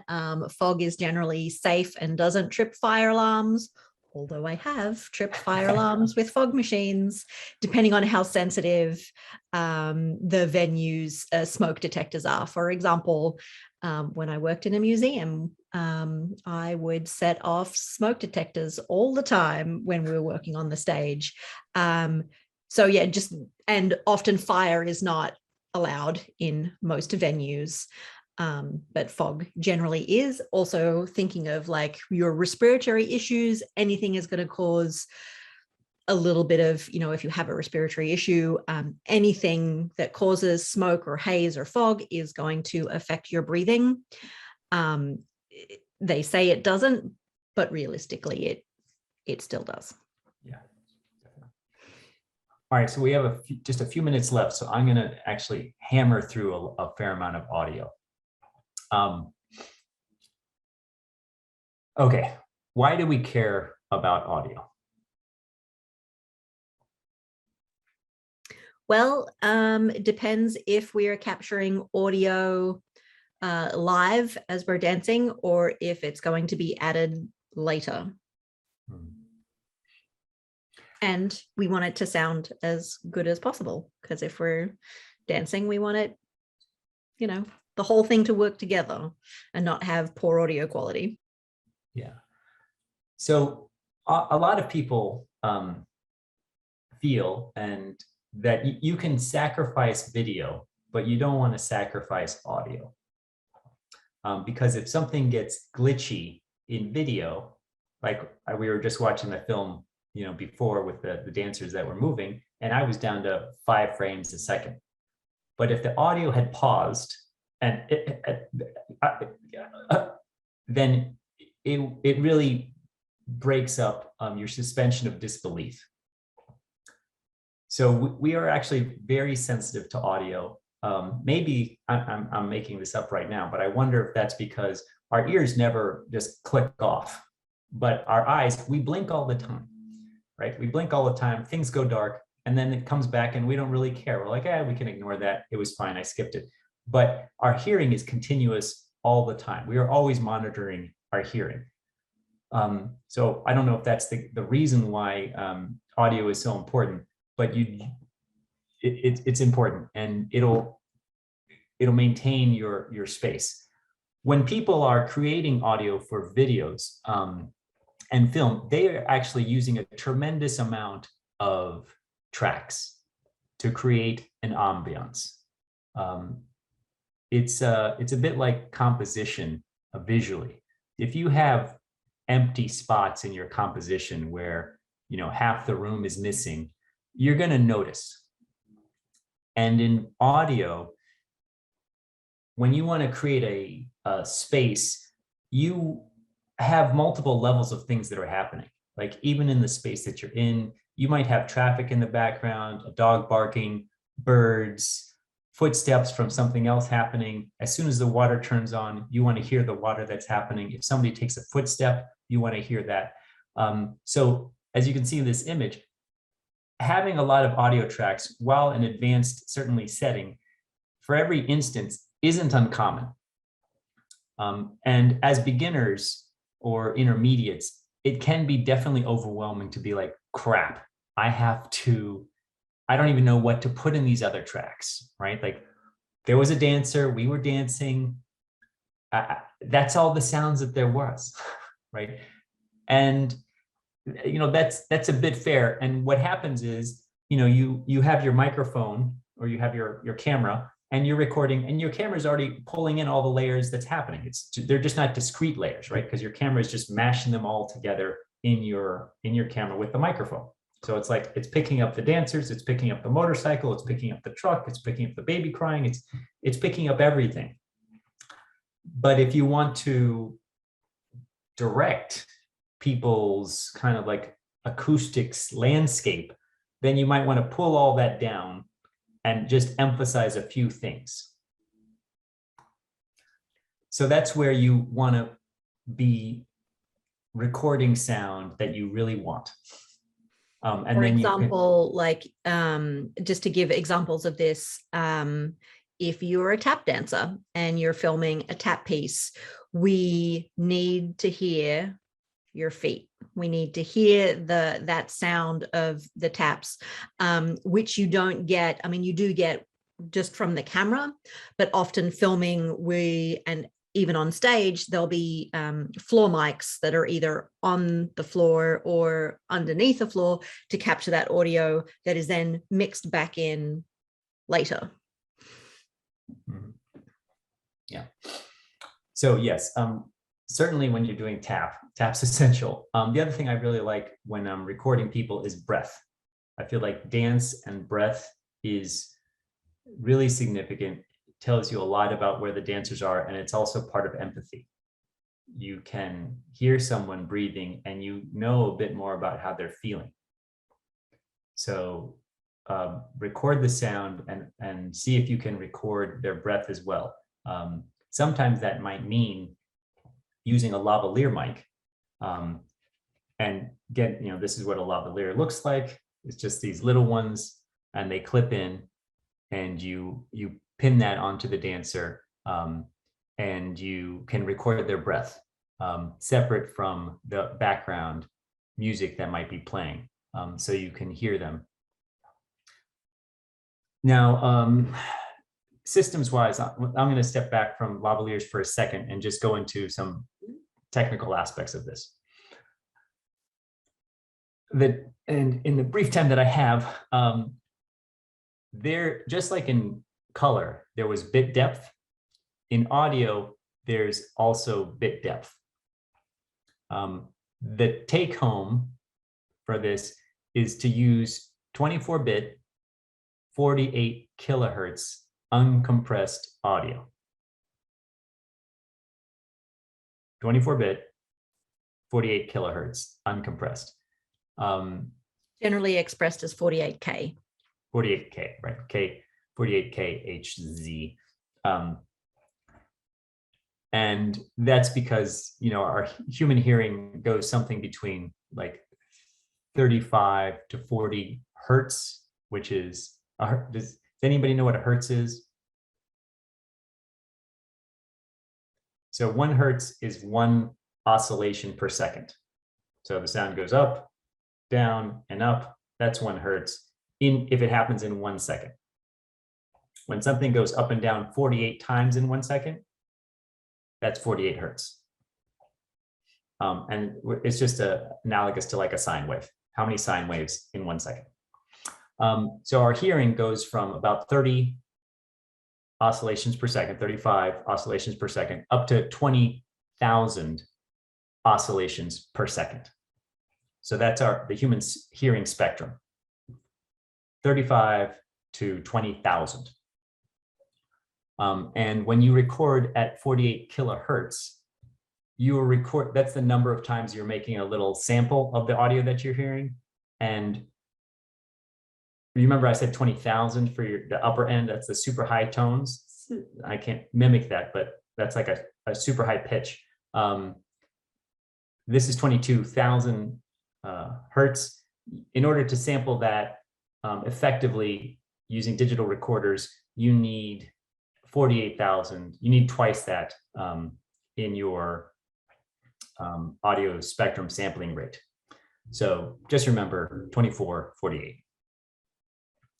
Let me see. Now, sometimes in video, there's an option to record at 44.1 kilohertz. I would avoid that. I would go to 48. 48 is kind of like the audio standard, and also 48 is evenly divisible by 2. So if you're at 48, you can go down to 22 and it's an even split. You can go down from 22, it's another even split. 44, I'm not sure why it exists, but 48 is pretty common these days. If you're in an ideal situation and you have some very nuanced sounds that you want to record, or you have somebody who speaks really loud and they get really soft, then you might want to record, or you probably want to record in 32-bit and 96 kilohertz. At this point, there's, in the past, we always had to compromise. We always had to record at 16-bit or 24-bit. But now, because some recorders have 32-bit, you don't have to worry so much about clipping, right? So clipping is when the volume gets so loud that it just peaks out and you get a crunching sound at the top of your space, of your sound space. And what 32-bit does is it gives you more headroom that you can pull down with. It's not that's not the best way to approach things. It's not just by giving yourself more space. That's kind of like the equivalent of like, I want to film the shot, so I'll just pull way back. So I get everything no matter what. It's just a safety protocol. You stick with 24 or 48 kilohertz, you'll be fine. But what was I going to say? When you do record the audio levels, right? You're doing an interview with somebody and they're sitting there and you're doing an interview, or they're talking, or they're making sounds, or perhaps they're speaking in their dance. Your levels, you want to keep those in general around -20 dB up to about 12. So there's this space here. You don't want to get up to 0, because then you're going to get to clipping. And you want to give yourself some headroom from clipping, because it's very easy to jump up 12 decibels. So keeping something around 20 to 12 is your kind of target zone. And then you leave anything from -12 up as headroom. And you'll know that you're entering headroom space when your levels turn yellow. I think most phones have this now. Like if you're in the green, you're okay. If you start getting to orange, or I'm sorry, yellow, then you've got problems. And if you get red, you have clipping, and then things are going to sound basically bad. Now, back this to, is all like capturing audio with the camera, not necessarily capturing audio with an outboard like device, or well, how are we recording the audio? So these are good things to have, right? You just mount this thing on top of your camera and you're generally good to go. And then you take the output of this and you plug it into your camera. And then your camera should display the audio level that it has. And also your phone will do the same thing. You know, this is too big for your phone. Probably there's smaller ones for your phone. But you know, if you're using a DSLR, use this. If you're on your phone, you can get a smaller one. And it'll give you a little reading on the side of your camera. So this is really small. I'm sorry, I don't have the other thing hooked up right now, but on the side there, you can hear, you see the levels that are bouncing around? All right, so that's the mic and that this camera is recording. If I plug in the microphone, it's gonna still output there and it'll show me. But that's what you wanna look at, and that's what you wanna keep between 10 and 20 decibels. Okay, now, so back to interviews. So you got your lavalier, right? You're going to plug that. It can plug in to your camera directly if the person isn't moving. If the person's going to be moving and you're recording their sound or their breath, you can have these things which are called like little Rode microphones, where this, and on the other end of this plugs into this, and then this has a wireless connection which outputs to, this is the transmitter, and this is the receiver, and then the receiver receives it, and this is attached to your camera. So this is mounted on the person. They've got their lavalier clipped as close as possible to their face. And most people feel like if you're doing an interview setting, it's fine to see the microphone.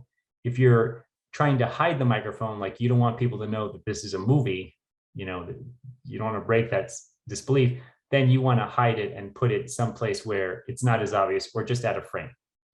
There are also lots of other different types of microphones. There are like ones that you can hear yourself in ears that actually go, or over ears that go over your ears, that have kind of like a boom that you can adjust to your face. There's also ones that, like a lot of musical theater, they'll have their microphone under their wig.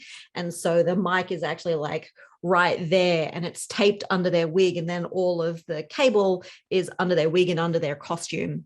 And all of that stuff is taped to their bodies so that they can move and speak and sing pretty seamlessly, and you don't see any of that technology. So there's lots out there. It gets really complicated, but also really, really effective. The other type of microphone that you have here, this is a shotgun microphone, right? And it attaches to a boom pole, right? And it's called a shotgun.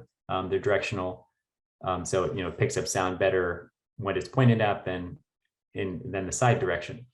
These still need to be within 3 feet.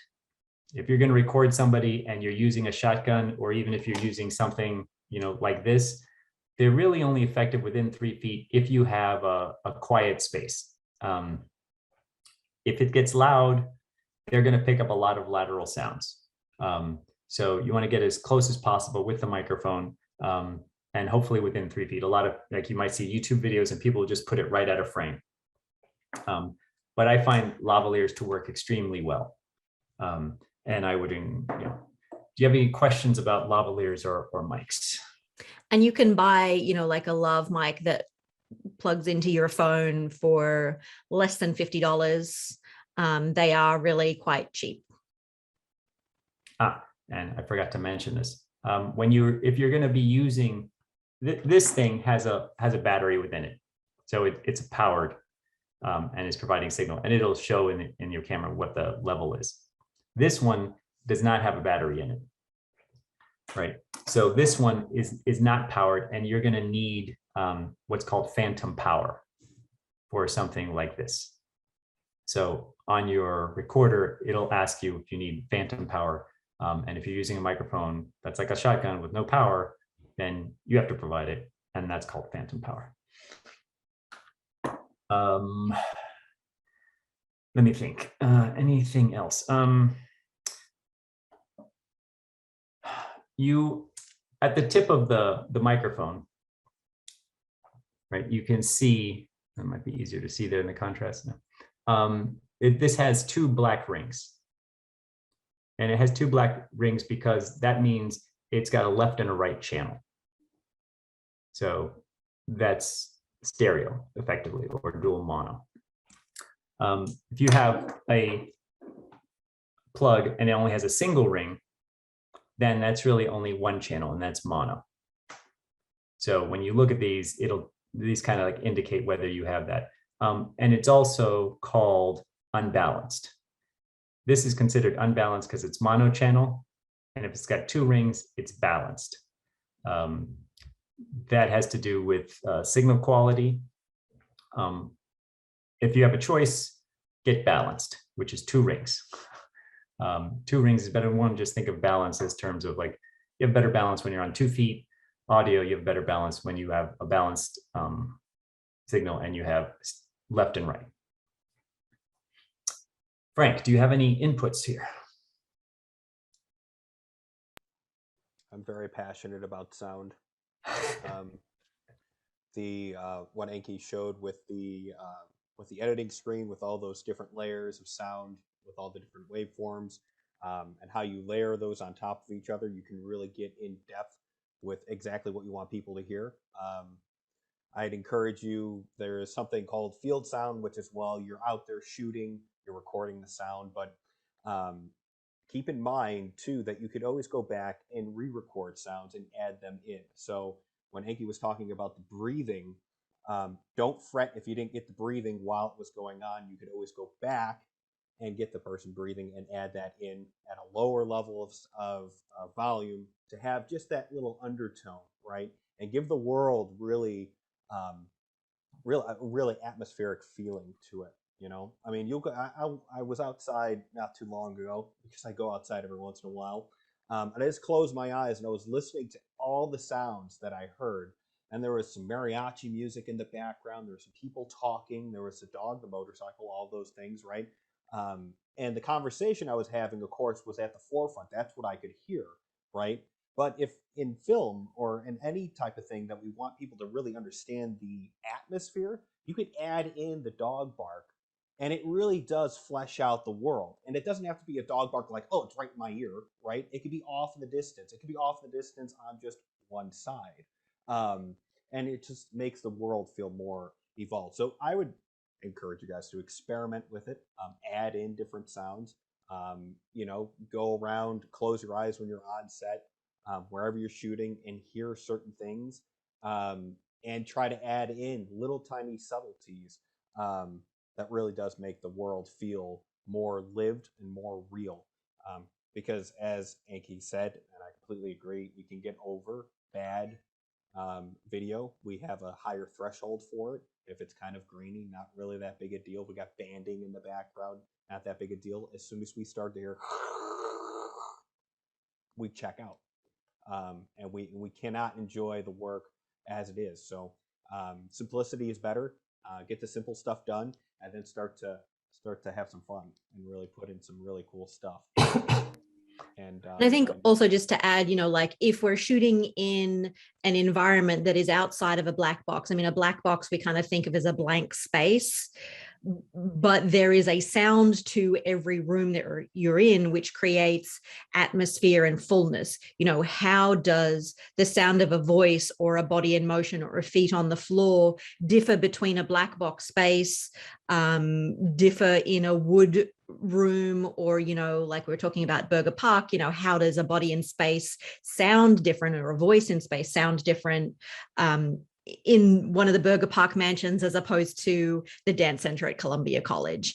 And does your film require that we hear the room, and how does that expand the world or the story that you're creating by either having that room sound or not? So it kind of like builds story, and your space is also a character, and so part of that character is the sound of it. Go ahead. Oh, I was just gonna say, I also think it's important. This is obviously super important for the technical aspects of if you're filming and if you're interested in using live audio, but I think it's important to ask, does your film call for live audio versus recorded? And I think kind of the difference, and or both, which I mean, kind of like what Frank said, when I did my film Hold Still, I could hear helicopters, I could hear the ocean, but we could not capture it. I mean, we were very far away from the actual waves. So you couldn't, it wouldn't pick up in that live audio recording.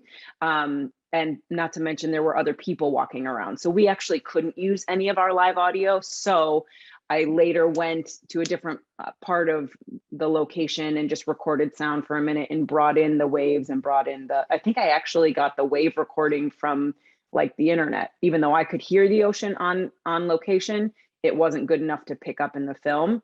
And I feel like, so you could use both live and pre-recorded, but for me, live audio feels more intimate, like you're actually experiencing, you're in the space with the subject. Whereas pre-recorded audio on top, where we can't hear footfalls, where we can't hear breath, where we can't hear movement, to me gives a little bit more of like almost this terrarium feel, or like being on the outside looking in, like a fly on the wall or something. It's less, not less, maybe less intimate, but it's just, it feels a little bit more like I'm removed from the subject and what's happening in the film, whereas live audio brings me in and I feel like I'm experiencing it with them. So what does your film call for? That kind of, think about that in your making. So I think you were going to say. To this, I want to add that audio is, it's invisible for the most part, unless you have a camera on the thing that's making a sound and you know what that thing sounds like. Audio is invisible, and yet we are immersed in it all the time. As you move through a space, you have an acoustic progression. And if you have a dance that has an emotional progression, then you probably want to have your audio have an emotional progression. And it's this kind of an amazing capacity that, I'm sure we've all experienced it in films. You see it, you have this big swelling up of emotion, these die downs. People are using sound continuously in the film, and it's manipulating us because a sound engineer and the director and everything has really thought about what is happening, really the subtext, the acoustic subtext, which is actually having an oversized impact on you emotionally. So just because we can't see it does not mean it's not important. It's incredibly important. Perhaps it's a substitute for like smell. When you are watching a film, you can't smell anything, but you can hear things. So the invisible but powerful cannot really be overstated. When people do a great job at this, you are swept away and you don't even know why. And when somebody doesn't do a great job at this, you say, well, that was okay, but it didn't move me. Yeah, I would say that good sound is, you don't notice good sound. You notice great sound, and you really notice bad sound. What always comes to my mind when I think of great sound is Inglourious Bastards. Once again, not a dance film, but some of the artistry with that was just absolutely amazing. So if nobody complains about sound, then you did good. It was good sound, right? You don't have to, if nobody noticed it, if it wasn't something that was so distracting, that was good. Great sound is when you start to really experiment and really get, like Enki just said, really get somebody immersed, and they don't know why. And maybe they can articulate, like, man, I didn't know, I heard the cracking of the tree branch, and that just, like, I was like, whoa. So yeah. Frank had brought this up before. If you are looking for sounds, you don't have to pay for them. There's a place called freesound.org, I believe, and it's in the link section of the Discord channel. And there you can find a bunch of sounds. And also, if you just have, if you're on an Apple, there's GarageBand. Go through the library there. There's tons of little sounds in there. It's kind of ridiculous. There's a whole volume and you're like, what, this is way too many. But at some point you're going to be like, oh, I wanted this. And all those little touches, they are huge. Individually, maybe not such a big deal. When you start layering them up, they really start creating a space. So dig into that and add that layer there, because it'll give a tremendous depth to your videos. I feel like I've run over time here, and I think I ran through the break. I'm sorry, Jenny. How's everybody? Why don't we take a quick 5-minute, stretch our legs, go to the bathroom, and then come back at 11:26.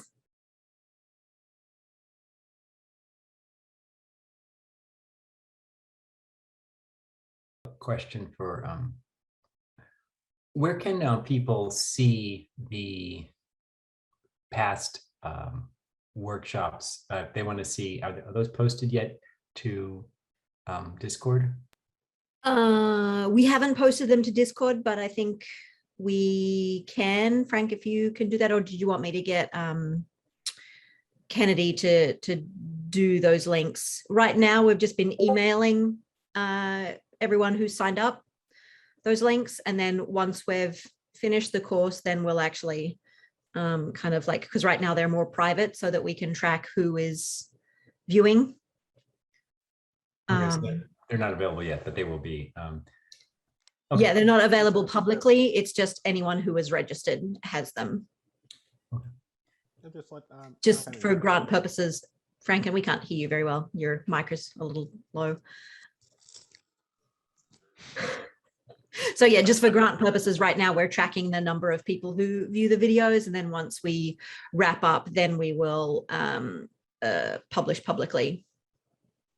And probably just have Seth Kennedy do that. That's what they're there for. Yeah, I'll get Kennedy to put them in the Discord in each of the weeks. Great. Because there might be just people, pin them on the top. There might be people, like I know Nejla wanted to see them, but she wasn't signed up for the course because she was busy with other things. But I wonder if there might be other people who were like, oh, I wanted to come in later, but I didn't register. So they don't know that they have to, in order for them to see the past links, they have to register. Well, we've been trying to communicate that, but well, I don't know. I'd have to ask our participants to see, you know, if that's been clear or not. Okay.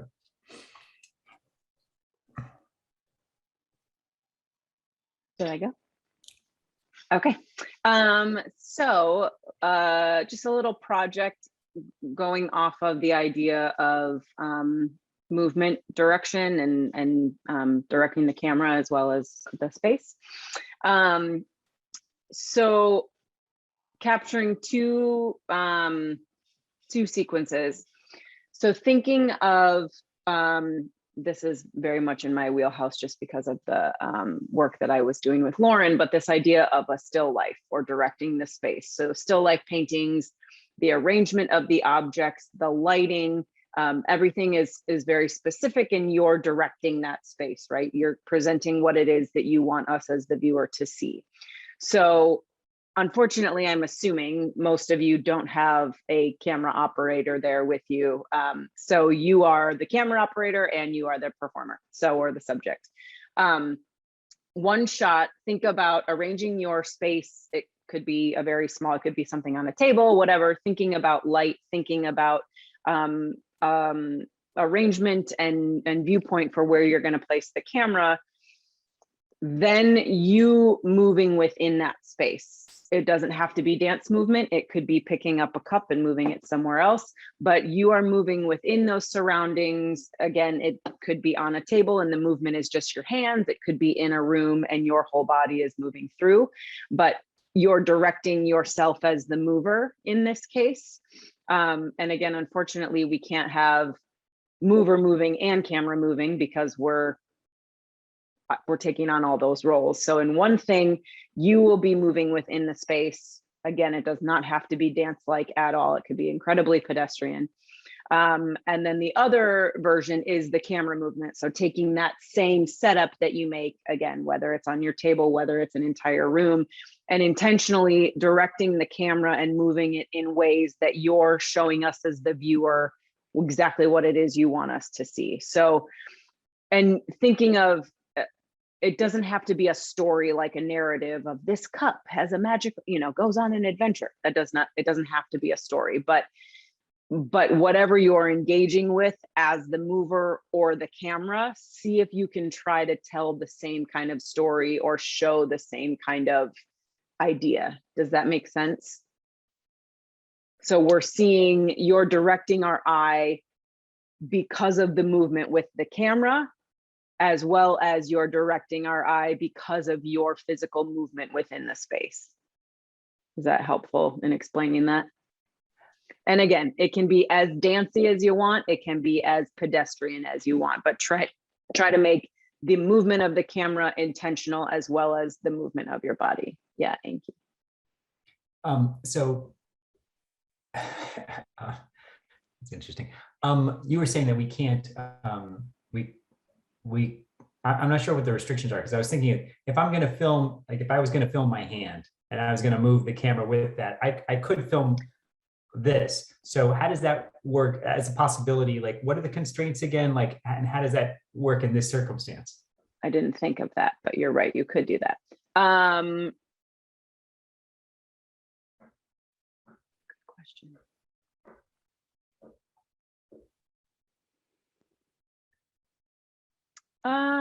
Constraints.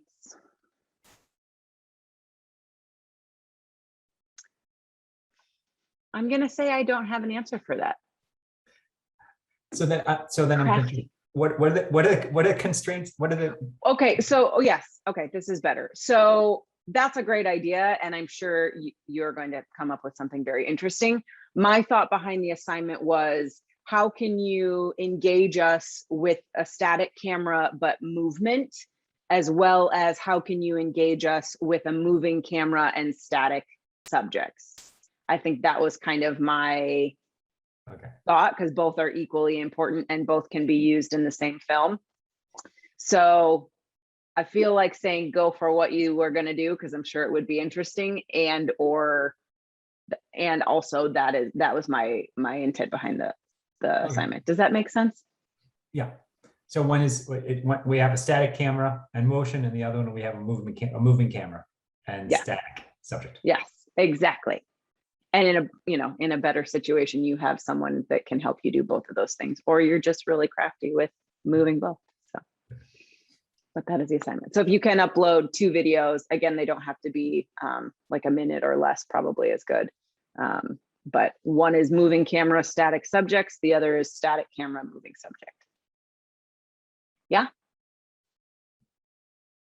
Okay. 10 minutes, 15 minutes. What's good for you? Let's say 10. 15. Like 10 minutes. 10. All right, folks, 10 minutes. We'll see you back at 45.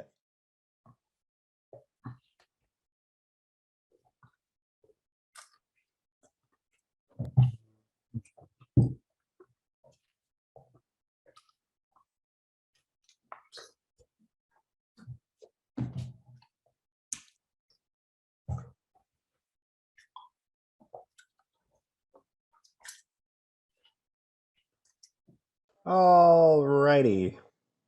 That's 5 minutes, folks. Put your pencils down. Test is over.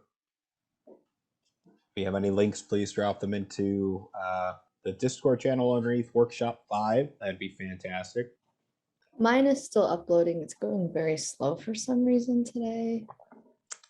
That's fine. Ooh. Sorry. My mom texted me right as I unmuted. It's quite all right.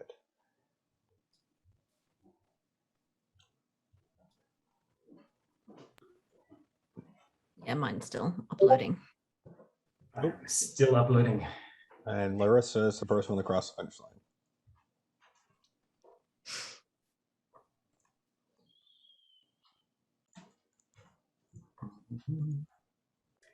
I guess this is one frustrating I have with YouTube is I feel like everything looks better on Vimeo, but then to see it in Vimeo, to get it into Vimeo is a little complicated. And YouTube is a little bit easier, but compromises. I've also thought that same thing. why don't we watch Larissa's while the rest of ours are still Sure. processing? Sounds like a plan. Oh, wait on. I don't know if I shared my screen correctly there. Nope, I did not. See? And Larissa, whatever you just tried to say a moment ago, we couldn't hear you. I don't know if you wanted to.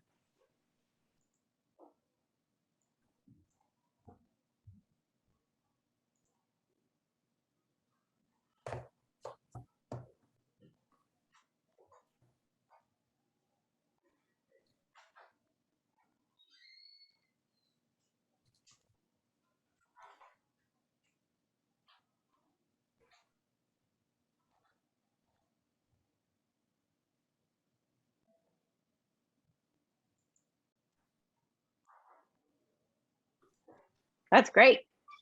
That's exactly what I was talking. And it didn't have to be super dancey. Just watching your fingers move within those leaves was really lovely. Thanks. Okay, got surrenders. I think I hear a little bit of my voice in here too.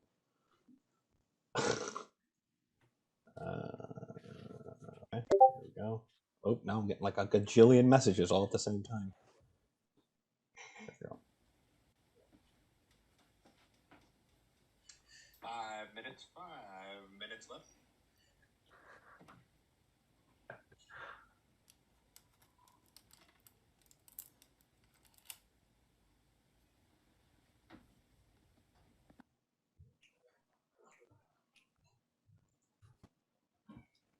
Yep, there you were.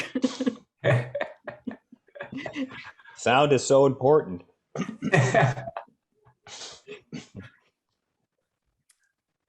And then I do have a second short one with the camera movement. Oh.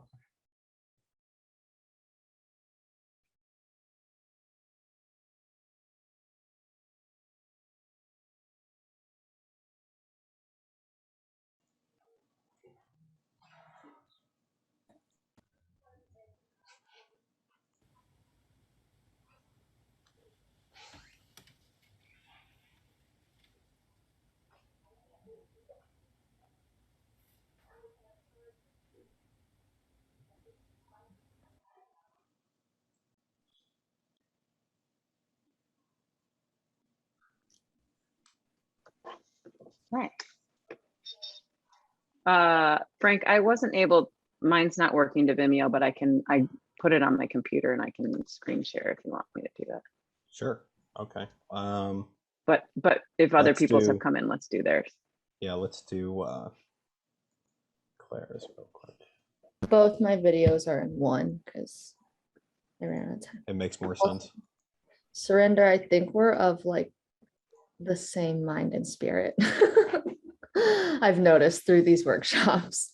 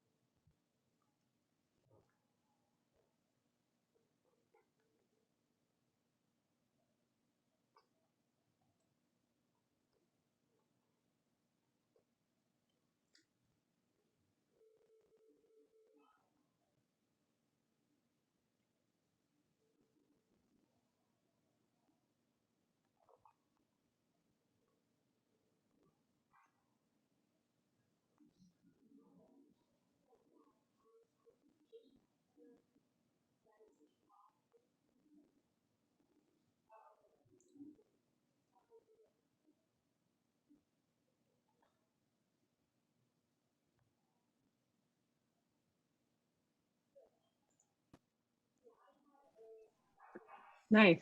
From a coverage standpoint, that being that was so in line with what you were doing before, you could easily be cutting back and forth from, you know, us seeing you versus you seeing it, which is really a really great thing to have.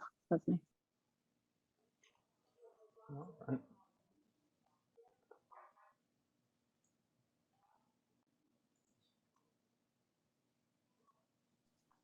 Do you want me to share mine, Frank, or do you have the other one up? Or the others? I only have Enki's. I don't know if Rika's is up yet. Does not look like it. So it's not up. Just message me. It's not uploading correctly. So I'm going to do Enki's and then we'll send it over to you, Jenny. As soon as I can find it.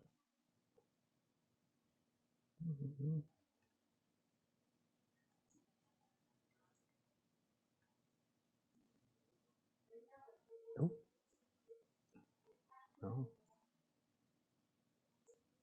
It's in the Discord. It sent me to your profile page for whatever reason.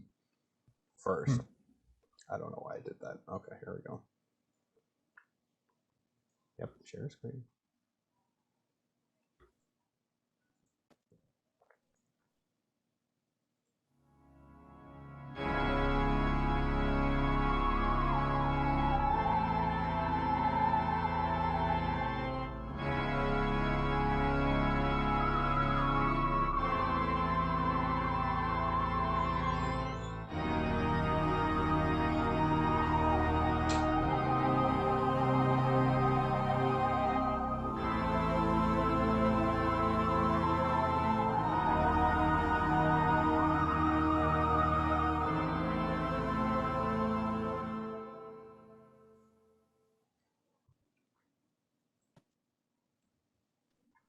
Very nice.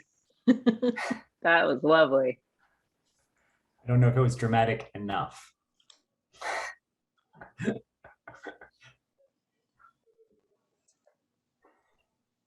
I had construction work going on in the background, so I was like, I've got to replace that. I'm impressed with how quickly you all are adding music to these things. Well done. All right, Jenny, go ahead. Okay. I have some continuity fail also because my co-star didn't participate in the second film, but we'll go.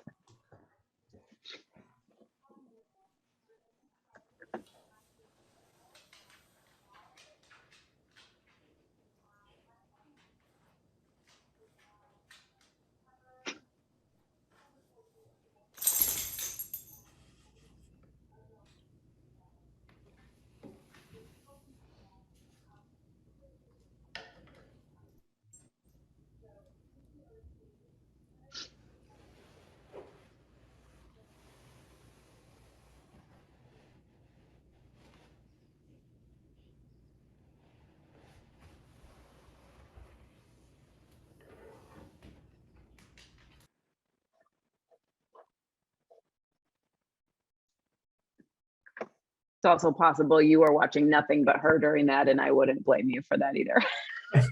He steals my thunder all the time. your co-star is rather captivating. I mean, I know. We know that too, I think. I was thinking if you only had a treat in the hand, you might have gotten some Good thinking. engagement of a licky kind of sort. Oh, I would have gotten a lot of engagement. Okay, and then this was my movement one.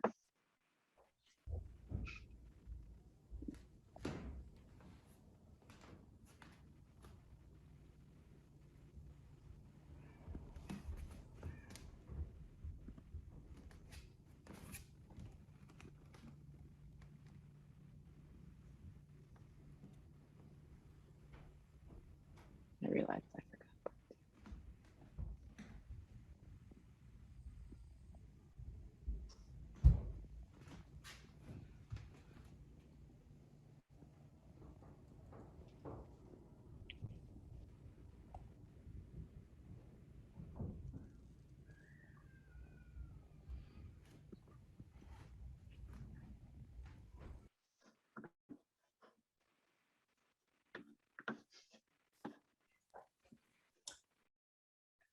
I feel like that going into the chair and getting so close that you can't see anything else in the background and being able to rotate, that shows like how important it is when you're composing, how you can change orientation so adeptly for the viewer and not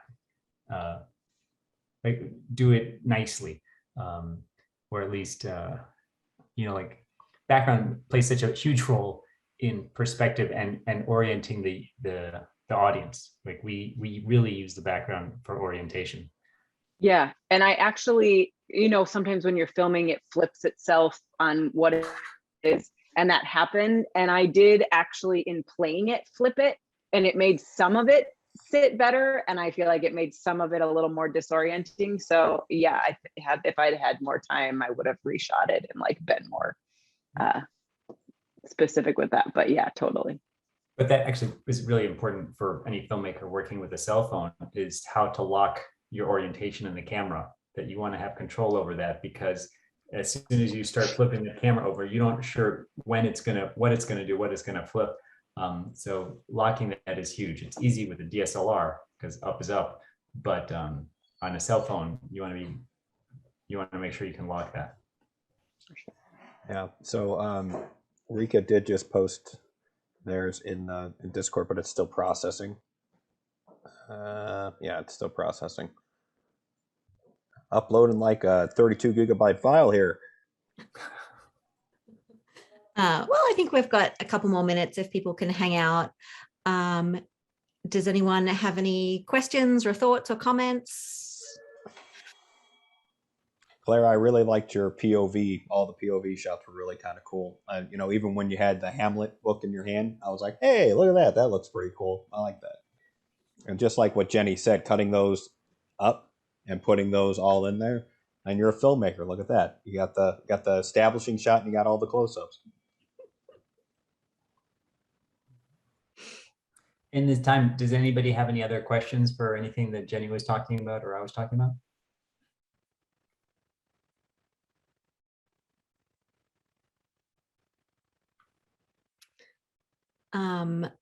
We started talking about this a little bit just with the collaborative shooting days on the 30th or the 6th. Claire, were you intending to join us for one of those collaborative in-person days? Because they're going to be basically in person. Yes, we're going to record them, but they're not going to be live streamed. Yeah, I definitely think I can come on the 30th. What day is the other? I didn't register for both yet or either yet. Well, we're not really. I think Enki, Frank, and I need to talk and see if we really want to do both days, if they're going to be different, or if we're going to do one day and then the second day might just be, back in class again. Because what I'm thinking about is if we're kind of a small group, we can do the project together and then use that second day to kind of like, let's play around and edit what we caught together. So yeah, we're planning, we're going to do a site visit. You guys are here, so you get to know first. We're I think, planning on being at Burger Park. So we'll be doing a site visit later this week to check out spaces in Burger Park.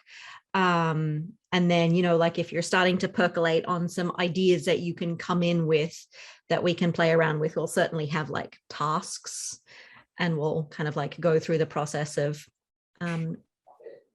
setting up. And Yeah, I was definitely planning on being there. I think the 30th is like great for me. So. I mean, it's a Saturday. We're probably going to do, I don't remember the time, but either 11 till 5 or 12 to 6 or something like that. But I think if there's a small group of us, and if we come in with some ideas and some inspiration, then we just kind of collaboratively put it together. And I think it'll be fun. I think it'll be lots of fun.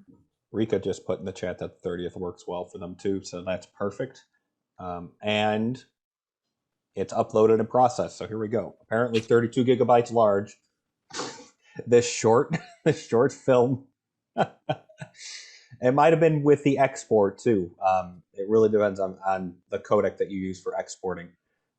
It was 444. Yeah. Right, here we go.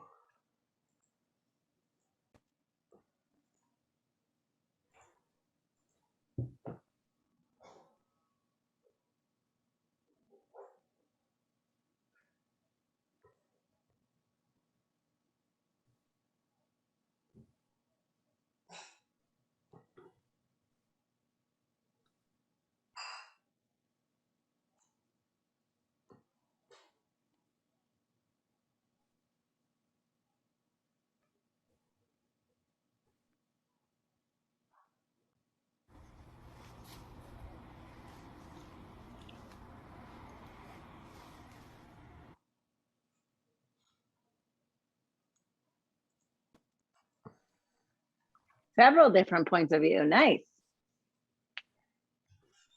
Yeah.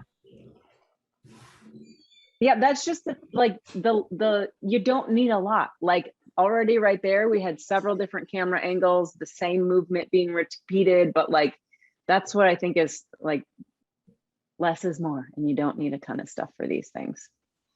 And I think one of the nice things about it is that in the space that you were in, since the floor has texture, but the walls are kind of even, then it's actually a really nice kind of focus where we know what the geometry is and we know what to focus on, and it's not getting distracted by the other clutter. So you took good advantage of that with the floor. So like the floor works really well with your feet in that setting, and it wasn't like, well, the background is so dizzying, which would have been if it would have been like an outside and no walls or something like that.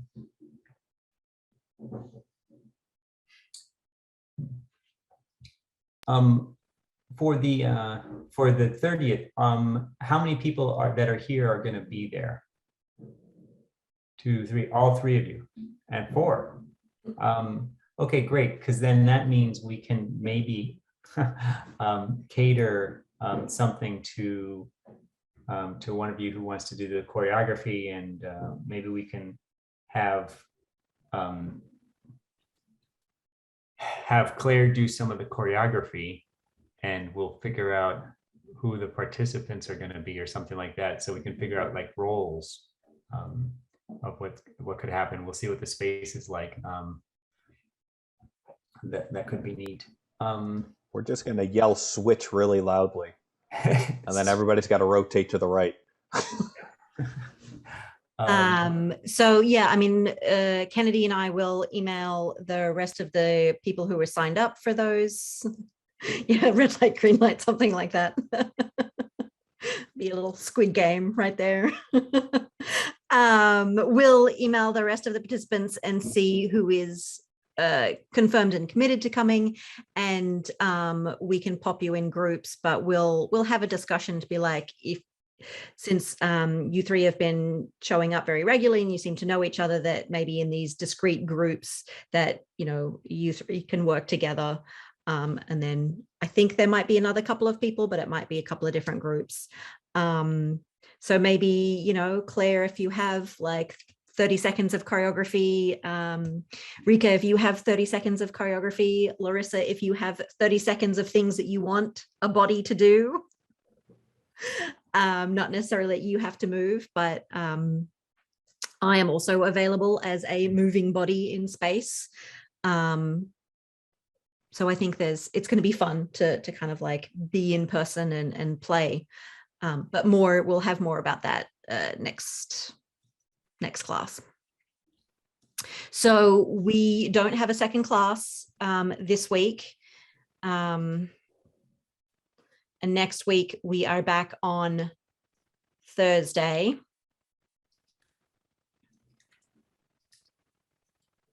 Yeah, next week we'll be back on Thursday. With Jenny again for one last time, and then that Saturday will be our collaborative shooting day. So let's really talk about maybe our solidified or some of our ideas on the 28th for what we could think about for the 30th. So we've got a little time to percolate on that. Any final questions or thoughts from anybody before we sign off and have some lunch? I guess my question is for the other, I don't know how many other people are on who have been attending the other workshops remotely or afterwards. I'm wondering like if we can find out from them what roles they might want to be interested in. And yeah. All right. Good to see everybody. Larissa, I just sent you a question. So yeah, if you can reply there in the chat, I'm curious what else, if there's anything else you'd be more curious about. And anybody else, Rika or Claire, if you have other questions or more information or links or something like that, or if you want feedback on something, or if you want me to dive into something more specifically, let me know, or anything there. It'd be nice to cater things to you attendees.